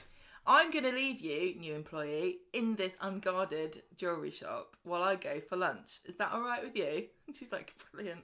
It's all part of my plan. So Bernie's at home at the moment. I think Fern told her on her Fern call that I want to come round your house. So you stay out. You stay there, I need to meet you. You stay home, I'm going to come round and see you, yeah. Meanwhile, she is robbing the place and on CCTV, but she's got her hood up. And she comes out of the back of the place just with a bag absolutely full of wear. I think it looked kind of like she'd hidden some of the bits and bobs somewhere. I wasn't really sure, but anyway. She's got everything in a bag. Yeah. Then Bernie comes into the pub and she's like, bloody Fern told me to stay at home and meet up with her, and she never turned up. Dev comes in and schmoozes up to her and she says, I'm going to buy you a drink because I'm going to come into some money tomorrow. So she's been putting it around that she's getting money. And so when the police come, people are going to say that she said that she's going to come into money. Bernie and Dev get home. PC Jess, remember her? Craig's mate. She's there. I don't think she's PC. I think she might be S. I don't know what that means. PS. I'm Jess. I think she's a sergeant.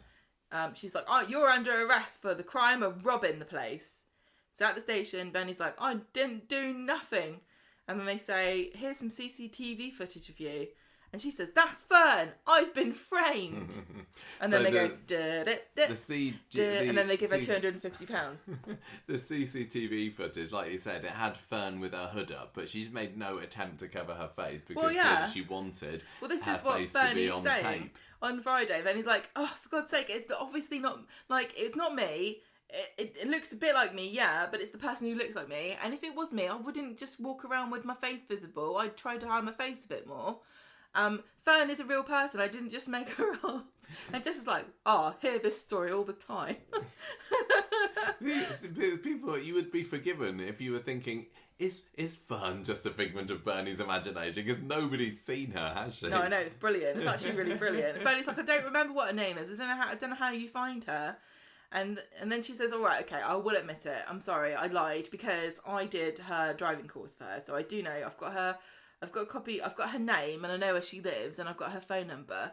And I'm sorry that I'm admitting to this crime, but I was desperate and I needed money." And Jess is like, "No, I don't really believe you." But she goes to check the number out and she comes back and she says, "Out of service. Sorry." Yeah, so she tries phoning up Fern, doesn't she? So Bernie gets released and Gemma's still suspicious of her. And so Bernie comes clean to Gemma and Chesney about a speed awareness course and they still don't really believe her about Fern. And then Bernie meets up with Dev in the pub and tells her about what's happened. And she swears that she's telling the truth and he believes her, but and he says nobody pretends to be Bernie and gets away with it. So she's got him on her side at least. That's now, really nice. I'm glad that we didn't have a boring scene of Dev going, "Hey, I can't have you run my kids." Yeah. I think it's they're stretching it a bit thin with people not believing that Fern exists. You wouldn't make that up and keep on going with it, would you? No. I just... It's all a bit silly, but it's entertaining. It's all so massively you can't, silly. Like, who would really leave their new employee in the shop with all the stuff? Yeah, overnight. Like, yeah. And really, I mean, does Fern hasn't stolen enough that she can just run away to Panama? She's gonna stay in her own house. Yeah, and like, there's no security guard at this shop. That's what I said earlier. There would be a security guard there. Yeah. And I also think that or don't they just need to do the fingerprints for the place now and find? Well, she had gloves on. Did she? And she was cleaning the place. Yeah, okay. So she might have cleaned away all of her fingerprints. So if Bernie's fingerprints aren't there, they'll say, "Well, yeah, you were wearing your rubber gloves or whatever." Okay, fine. I love it. I think hope it's other silly. people are enjoying this. It's silly. It's just silly fun. It's making me warm to Bernie more. Fern's great. Like you said, the impersonation of Bernie she did was spot on, considering she's only met her a handful of times. Yeah. Got quite a talent there. She does. I think this is secretly the Mr. Thorne story again, with a rich person taking advantage of a poor person and still coming out on top. Oh, can I ship Mr. Thorne with Fern? Oh, I think that's what she Fern needs. Thorne. There's a bit of a tongue twister there. She would love that, wouldn't she? She'd love a nice rich doctor husband. Yeah. And he'd love a ruthless woman who knows how to wear a silk scarf. So what is Fern's game here? Is she just like trying to get richer? Is she not actually rich? Is she just a massive criminal? I don't know. I don't know. I thought, for some reason I assumed she was bankrupt, but I don't know why I thought that. And also, like, obviously, she hasn't given the impression. I'm thinking, does she know that nobody believes she exists? Because if I thought that people knew I existed, I wouldn't necessarily do this crime, because they'd just say it was me, and they'd have all these other people saying, yes, she does have a double. She's been talking about her all the time, and I completely believe it. Yeah, but if they can't prove it was either one of them, do they both get away with it? Yeah, very good point. Because I think, didn't this happen with twins once? I don't know, but yeah. Where they couldn't prove which one did it, so they both got away with it. Yeah, I don't know. I'm guessing... This is Gemma's usual interjection about a true crime story that sounds completely far-fetched and made up, and probably is. I think that maybe Bernie's going to get this guy at the speed awareness course to say, remember me? But then I suppose they could say, well, he could just be remembering this other person that you say. Oh, I don't know. She'll be fine. I'm not expecting Bernie to be sent down for this one. No, I don't think this is going to go to jury. No, I don't think so. But imagine how fun it would be to be on the jury for this case. Like, wait a minute, this doesn't sound right.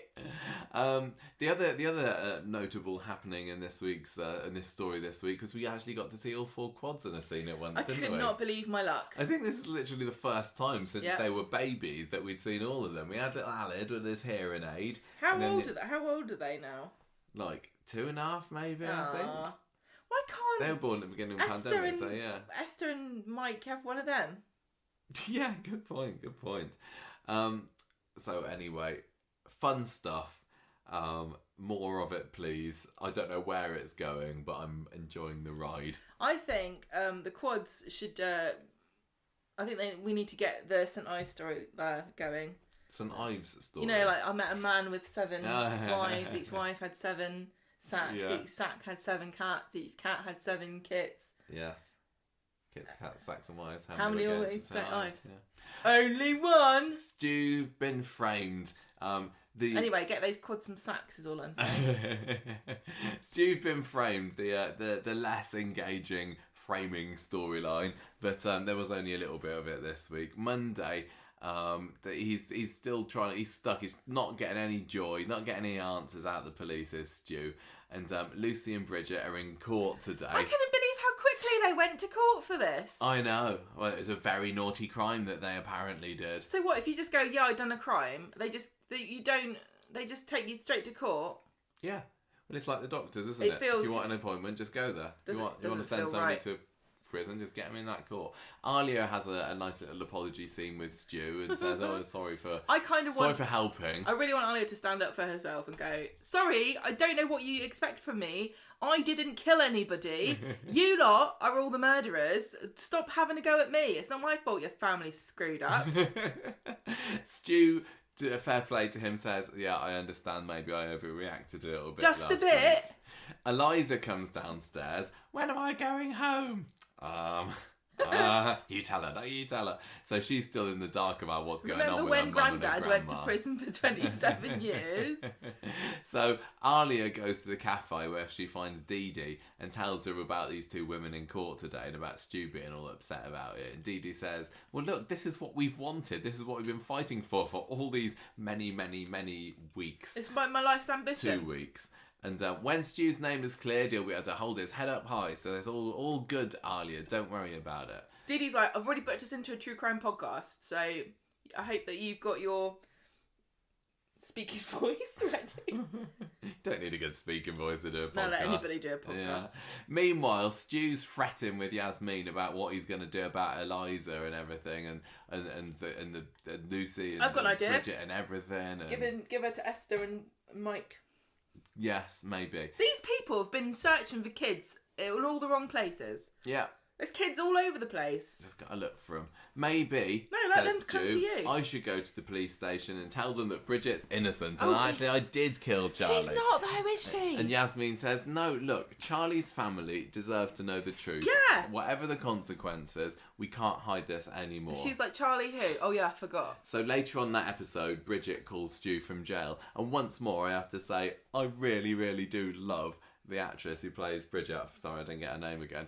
I think she's doing an awesome job at being just a lady that is broken and has had this deep, dark secret for all these decades. And I think she's doing a fab job. Who deserves to be in prison more for killing somebody? Bridget or Toya? Definitely Bridget, because I like Toya out of jail. Lucy's been charged with perverting the course of justice. Bridget has been charged with murder, although, I mean, it's a bit more manslaughtery, mate. Well, no, maybe it wasn't. Did you see that video I sent you? What? About them all. It was a stupid video on Twitter, and they were sitting around going, "Right, everybody, we need a name for something where you accidentally kill somebody." And they're like, "Accidental killing? No. I didn't watch this. And then the final person's like, "I know what we should call it. Manslaughter." Like, that's creepy. Why are we going to call it that? What do you mean, manslaughter? That's like the worst sounding... That sounds worse than murder. Manslaughter? Manslaughter, really? We're going with that, are we? All right. Well, it wasn't even a man that was slaughtered in this case, anyway. Was Sexist it? It was as well. Womanslaughter. Anyway, so they're kind of getting a bit of trouble, really. They can't get on bail. They need to stay until their trial. But that's not very long.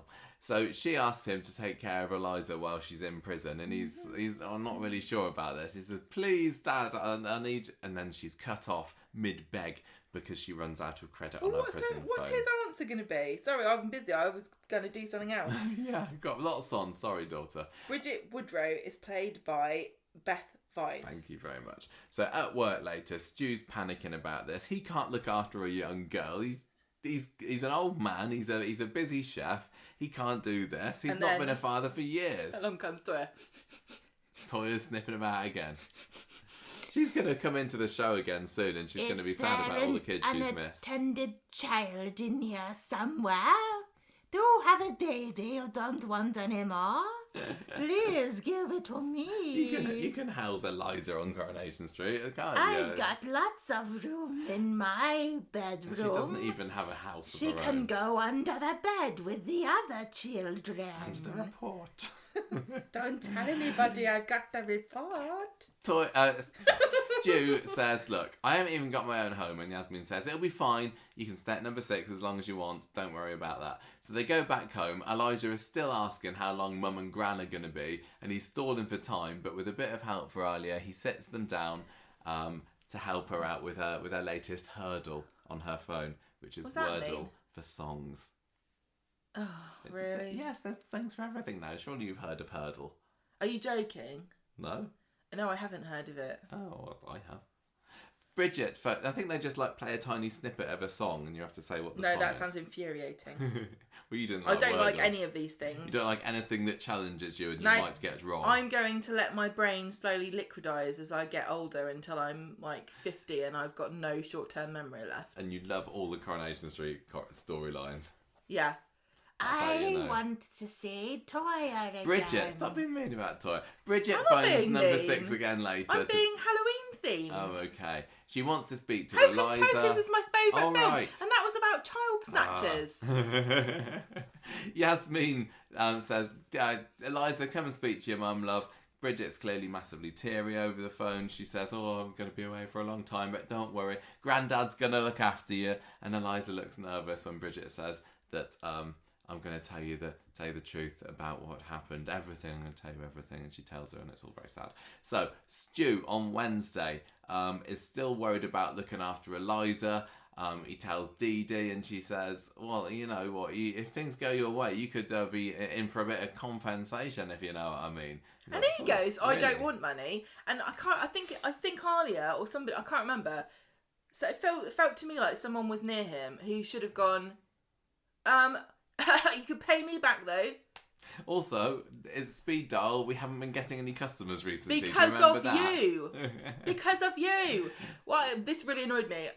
Number one, you've got a dependent now. Eliza might actually want some money for, school uniform or going to university or the inevitable baby she's going to have when she turns 18 and has an accident or any number of things. You don't have a house. You rent a bedroom off of a crazy woman who you work with. You could do with the money, Stu. Let's not rule it out. So we find out that Bridget has been sentenced to 15 years for her murdering and Lucy 20. Why? Lucy wasn't even the one that did the killing. If I was Lucy, I'd be up in arms about this. I think this is because Bridget was a child when she did it and everything, and maybe the jury believed that Lucy was the one that was. Well, I also can't believe that 2 days later they've gone, 15 years, 20 years. Who cares? It's just like Toya's trial. It's like in, out. There we go. Guilty. Next. Not guilty. Give her a baby. Take the baby off her. So they get visited by a social worker, and they're told, sadly, they can't look after Eliza because Stu hasn't been officially exonerated. I don't get the legal system sometimes. True? I guess it's true. I guess it makes sense because the paperwork hasn't gone through. But so according to the government, to the Crown, 2 people separately have been convicted and found guilty of the same crime Yeah. That they can't possibly have both done. I kind of get from Coronation Street usually that when we have these many wrongful imprisonment storylines, as soon as somebody says, no, I did it, as soon as it was found that John Lindsay was the one that was doing the credit card and things, Deirdre gets let out, Sally gets let out as soon as we find out that Duncan was a wrong un. We've called this before the head vampire syndrome, where if you kill the head vampire, all the mini vampires turn back to humans. So according to the head vampire syndrome of Coronation Street, Stu's shackles should have immediately dissolved. Yeah, but no. And I don't think we got any particular time frame given about how long it could be that Eliza's away. But anyway, maybe just long enough to give the story a little break, I suppose. Sorry, because it didn't appear on Friday. Eliza can't be in it because she's got to go and do some exams. There was a bit of a sad scene towards the end where Yasmin and Stu have to explain to Eliza about going into foster care. I feel so bad just for want this. him, Mum. Oh, I know, this poor little girl. And Stu gives her a little present, which is like a letter writing kit or something, I don't know, saying you can write to your mum with this. Don't write to Harvey, though, because he don't want no letters from kids coming to him. Yeah. Make sure you put the right person on the front, whatever you do. Social worker comes round again, says they've already found a really nice family for you. Yes, come with me. I want to look after your little girl. And Eliza's like, no, I'm happy here. I don't want to go. But she goes. And that's the end of that. No Stu and Eliza story on Friday. Quick, sisters, cast the spell. We may suck the life from Eliza. Thank you. Oh my gosh, I'm really tired. I'm sorry if I'm not reacting to you don't care, do you? Amazing well, you burned yourself out turns. at the beginning. I did a little bit. So I think I liked Eliza a little bit more this week. She seemed a little less precocious, and those lovely scenes with her and Stu did warm my heart a bit. Girl. So I'd hope that she comes back. I tell you what, if anyone should be, if Ollie should apologise to anyone, it should be Eliza, because she's totally ruined this girl's life. Yeah, she has a little bit. Mm-hmm. She's a little bit. Maybe we can't have Elsie anymore, but we've got Eliza. Yeah. This also felt like a lesson from Coronation Street about anxiety. Beginning of the week, she's like, "But how am I going to look after a girl?" And then at the end of the week, it's like, "Well, you're not, so don't worry about it." I was wondering about because Yasmin and Stu still aren't officially a couple, are they? Officially, and I was wondering when there was the potential of Eliza staying, whether this would either would it bring them together or push them apart. I think the way things are going is they're eventually going to get together properly, aren't they? I guess so, but so it's a nice little family unit they got there. I don't need them to snog each other or anything. I think they might do. I think it's going to happen, Gemma. I'm not keen. And I was wondering whether Alia would start getting a bit maternal as well. Maybe she'll have an accident. Maybe, or she hadn't get with Hunky Matt. Yeah. Maybe. She did go off and stay with him. No, I was wondering whether she was going to get a bit broody and then she was going to... And then it turns out that Hunky Matt doesn't want babies, so she's going to go off with Ryan, who'd absolutely love another little Connor to running around the place. She goes, "Stu, can I have your baby?" Right, let's get away from child snatching. You're a very good child snatcher voice, Gemma. Tell me about our good Canadian friend You're just jealous because you didn't think of it. Do your child snatching voice. Oh, come to me. Right, reading the red on Wednesday. Stephen is shocked I say, to find Audrey is cutting Gabrielle's hair. I was shocked as well because Gabrielle's got really short hair and I don't think that she needed to trim it. She'd just take off a little millimetre here and there. It's very hard to maintain that short style if you're a woman. She looks fabulous. Great. Right, so she says, "I want my money and I'll get out your hair." Get it? It's a joke about hair. Haircut's over, Gabrielle leaves. Audrey tells Stephen that she thinks that Stephen still fancies Gabrielle, and he says, "Well, we were married for a long time." And Audrey says... Yeah, because Stephen's just giving glances to Gabrielle, isn't he? He looks nervous. And Audrey can tell the difference between evil death stares and goo eyes of love. To be fair, it's stood her in good stead most of her life, not being able to tell the difference. She did have bad eyes earlier this year, didn't she, with the cataract? She's probably coming back, yeah. This person is facing in the direction of someone else. They must want to bang. So Audrey says, come with me and Gabrielle, we're going to have a drink later. And so he gets a phone call in the pub later. It doesn't look like he's doing very well with whatever scheme he's doing to get more money. And then Audrey comes into the pub. And oh dear, Abby's just come in and she's very wet. To see Stephen and says, "What are you going to do? What are you going to do about Gabrielle?" And he says, "It's over between Mom, it's over between us. And she says, oh, Stephen, I'm not so sure about that. And he says, I'm just happy to be here in Weatherfield with you, Mom. He does call her Mum, doesn't he? He does, yeah. Mum. On Friday, Gabrielle's in the cafe, wowing Audrey and confusing Sam with being in a restaurant with Paolo Maldini. I didn't know who that is, but Shona says that everybody should know that Paolo Maldini is a footballer. Oh, he's a footballer? Yeah, they said it. I thought he was an opera singer. He got lovely eyes apparently, but I never heard of him. Okay, all right, no. Maybe he plays for Weatherfield County. Maybe. Gabrielle's like, I'm in Canada, but I just love... He's inherited James's number 9 shirt. I just love Weatherfield County. So it turns out Audrey's arranged a secret meeting between Gabrielle and Stephen, and he gets out of it by saying he's got a phone call. But he doesn't. He doesn't. Later on, Jenny tells Stephen that she hasn't heard from Leo, and he's like, oh no, shucks.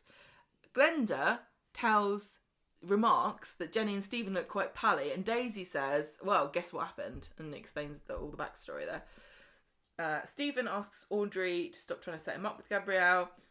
He's like, Mom, if you carry on like this, I'm going to have to murder Gabrielle as well. As Leo already looks quite dodgy for her, if you know what I mean. I think she's next. She's totally next. Audrey hears about Leo not contacting Jenny. Yeah. And she says, he doesn't seem like the sort to bear a grudge. And Jenny says, yeah, I'm not going to give up. I've been phoning. I've got a phone book of everyone in Canada, and I'm just going through it going, hello, you don't know me, but has someone called Leo come around? She's still at the beginning of the alphabet, sadly.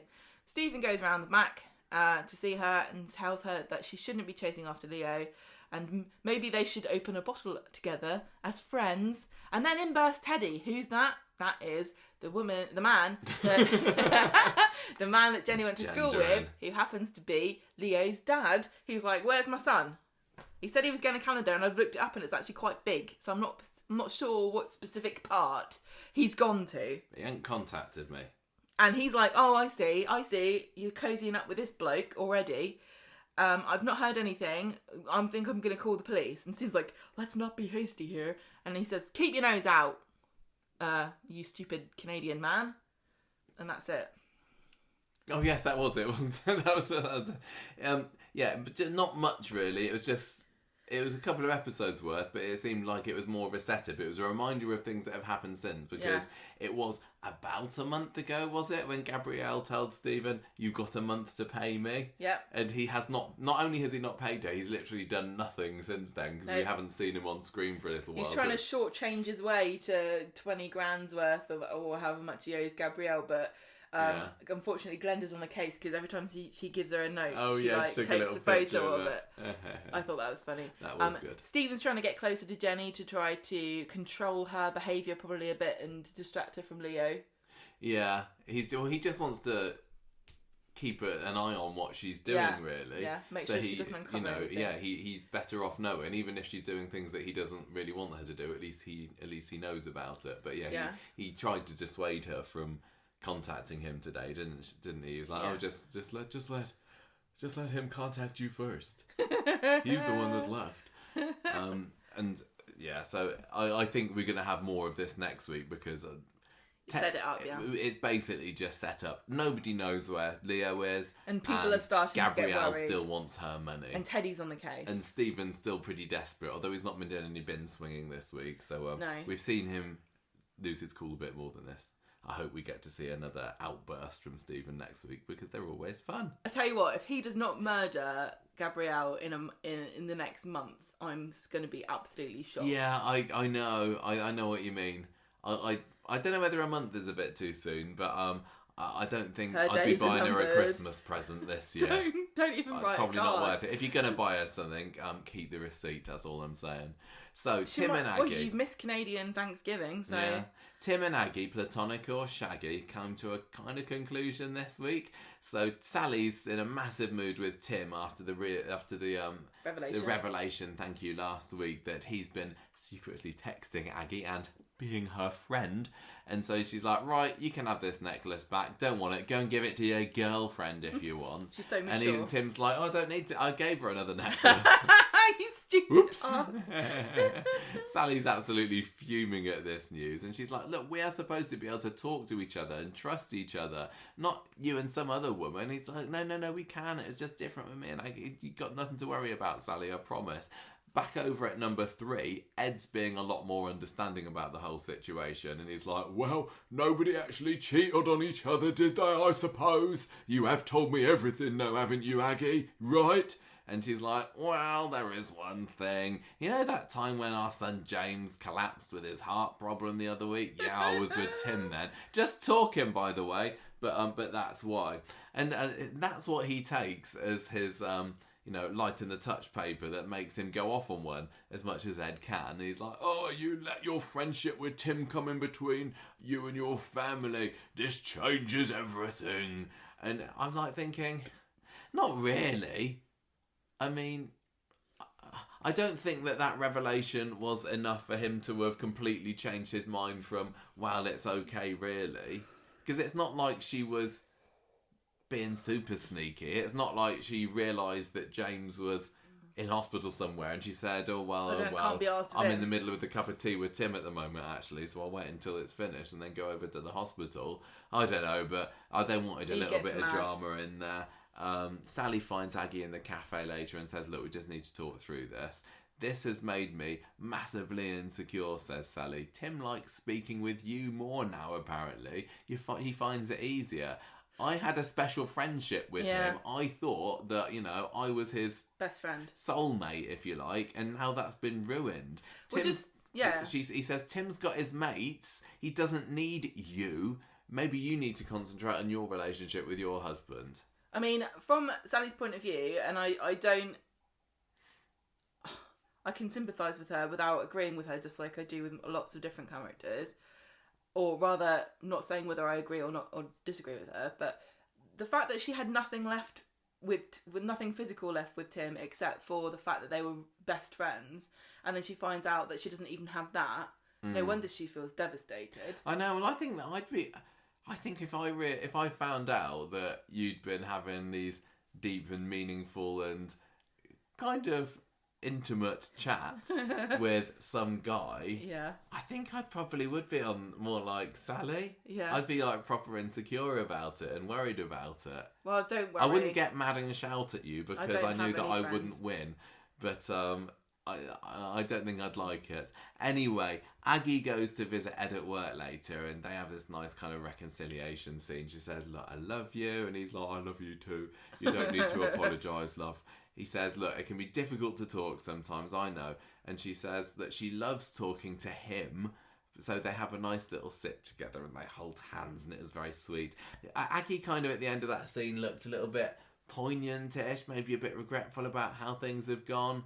Or maybe she just looked kind of satisfied that she'd made it up with her husband. Either way... It was inscrutable. It was a little bit, but I did enjoy that. And it just reminded me again about how much I really do love Aggie and Ed as a couple, and I don't want anything to come between them because they're not the most exciting, but couples don't need to be. They just need to be normal and genuine and believable, and I absolutely think that they are a believable, long-term married couple. I totally buy them. Yeah. Absolutely. Very convincing. Really, really are. So thank you, Coronation Street, for not splitting them up. Yeah. Meanwhile, though, Tim and Sally are still not doing great. She says, look, you really hurt me, Tim.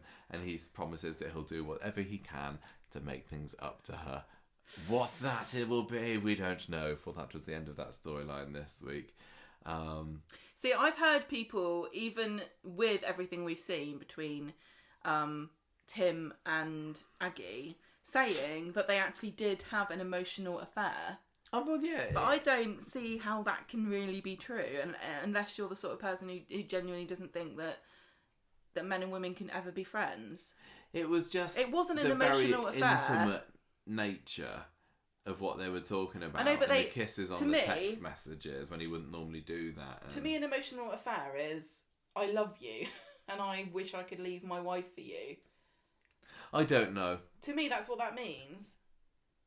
But I don't know. But perhaps I've never had experience. All I know is, like I said, if I was in Sally's shoes, I think I would probably be feeling the same way. But I would also be glad that it came out in the open, and I'm a very forgiving person, and you are very forgiving. And I think if you were like, I'm really sorry, it has gone a bit too far, and everything, then I'd be like, okay, I'm feeling uncomfortable here because I haven't actually done this. You haven't done this, have you? The thing that now, see, you say that like you wouldn't like it because you wouldn't like the idea that I would be your wife or whoever would be having a very personal and intimate discussions and deep, meaningful friendship with somebody. To me, if I found out that you were having a secret podcast and having Coronation Street chats with another guy, like that would be the tipping point, Joe. But to me, it wouldn't be that. It would be the lying and the hiding things that I could not stand. Because I have a thing. I cannot stand it. If you don't tell me something, I hate it. I know. And I consider it the same as lying. I have found this out in the past. But I don't know what it is about me, and I wish I could change. I really wish it didn't make me so enraged and upset. But I cannot cope. I remember when you did jury duty, and it ate me up that you couldn't tell me what you were doing, and like the idea that you had a secret from me. I just, even though like you legally couldn't tell me, actually messed with my head, which is really obviously very bad. Don't keep secrets from Gemma, everybody. She doesn't like it. I'm not keen on it. But does that make me controlling? I worry that it does. Like, is that really bad? You're alright. I don't know. You. I try not to. I try to examine my, my feelings about things if they're really negative, because it's not healthy at all. But I wouldn't mind if you had a friend. Just as long as you told me. What? I mean, the thing is, I've got my colleagues at work, and you work from home, so you literally never talk to anyone, do you? No, not really. But I said to you before, we talked about this not that long ago, and I said, there are lots of things you can't talk to me about. Yeah, I don't understand, because I don't work in your... I don't have an Aggie at school, Gemma, don't worry. Well, if you secretly bought somebody a necklace, I think that would actually really upset me. I know, because you also like it when I buy you presents, and you think, I'm not, what's he spending his money on that? It's not even that, because I would expect you to come to me and be like, I want to buy someone a necklace, but I don't know what to buy, and I would help you pick it out. But if you bought one behind my back, I'd find that so suspect. Yeah, that's not really within my character, is it? But I chalk that up to just Tim being very clueless. Anyway. Erotic. One more story, Gemma. Osborne House. Is it me? Yes, it is. Sometimes I feel like this podcast is like marriage counselling. I know. Do we have any marriage counsellors that are listening and taking notes? Have we got a file on somebody's shelf somewhere? And they're gonna come round our house. Are we being charged by the minute? Because if so, this is very expensive now. It's gone over 2 hours. Right, go on then. Daniel and Daisy. We reveal too much sometimes on this podcast. Oh, but I think I like to be honest about stuff, even when it makes me look bad, because I think honestly, pretending that we're all perfect angels is why we've got to the state we've got now, where everybody knee jerks if anyone does the slightest thing wrong, Yeah. Like witch hunts and, you said this 10 years ago. Everyone's awful. Let's just accept it and move on. Yeah. Right. We've all got our faults. Osborne House. On Friday, Daniel says to Daisy, why don't you just move in with me? You got one drawer, why not have the whole house? And she doesn't say yes right away.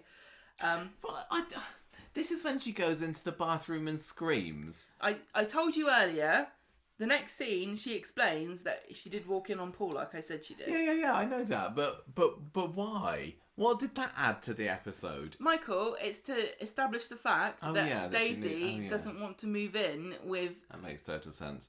Two men and a little baby. As I say it.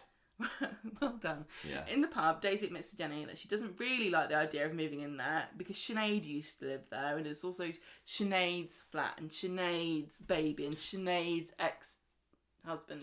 Why didn't they actually just show what she saw then? Is it because they haven't got a bathroom set? I don't want to see Paul in it all together. Okay. Jenny says, don't forget, he's got his house, what his mum left him. She's like, that's what attracted me to Mr. Osborne. Oh, it was, I haven't it? forgotten, Daisy, you shallow bitch. Daniel comes into the pub later and he's moaning about the fact he's had all these interviews and he doesn't know what he wants to do with his life, and he gave up a very promising career that he's probably got into quite a lot of debt to train for, and now he's got nothing to show for it because he pushed Max down the stairs, even though it was quite fun at the time. And he's like, and I've got to kick my tenants out as well. And Daisy's like, kick your tenants out, eh? So in the flat later, Daniel was like, I better phone the estate agent so I can get new tenants for the house. And she says, don't be so hasty. And she kind of hints that they could, it could be a new chapter for both of them. Yes. And he's oblivious because he goes, that reminds me, Bertie drew a picture of you moving into this house. I'm going to put it up somewhere. And she's like, oh my God, this boy is dense. The looks, again, yet again, Charlie Jordan, some brilliant expressions throughout this week. Highly camp. Love her. Absolutely. Yet again, I just can't believe how much of a turnaround I've had on it. Every time that Daisy's in a scene, it's like, I hope she's got some great lines, and she never fails to deliver. She's fantastic. So this seems like it's the beginning of a new Daniel and Daisy story, and I am well up for this. Love Daisy. Don't mind Daniel. I know I used to like Daniel a lot more, so I'm perfectly happy for him to be strung along with this as well. They're not going to go and move into Denise's house, are they? They don't. Then they don't have a set for it. I don't think.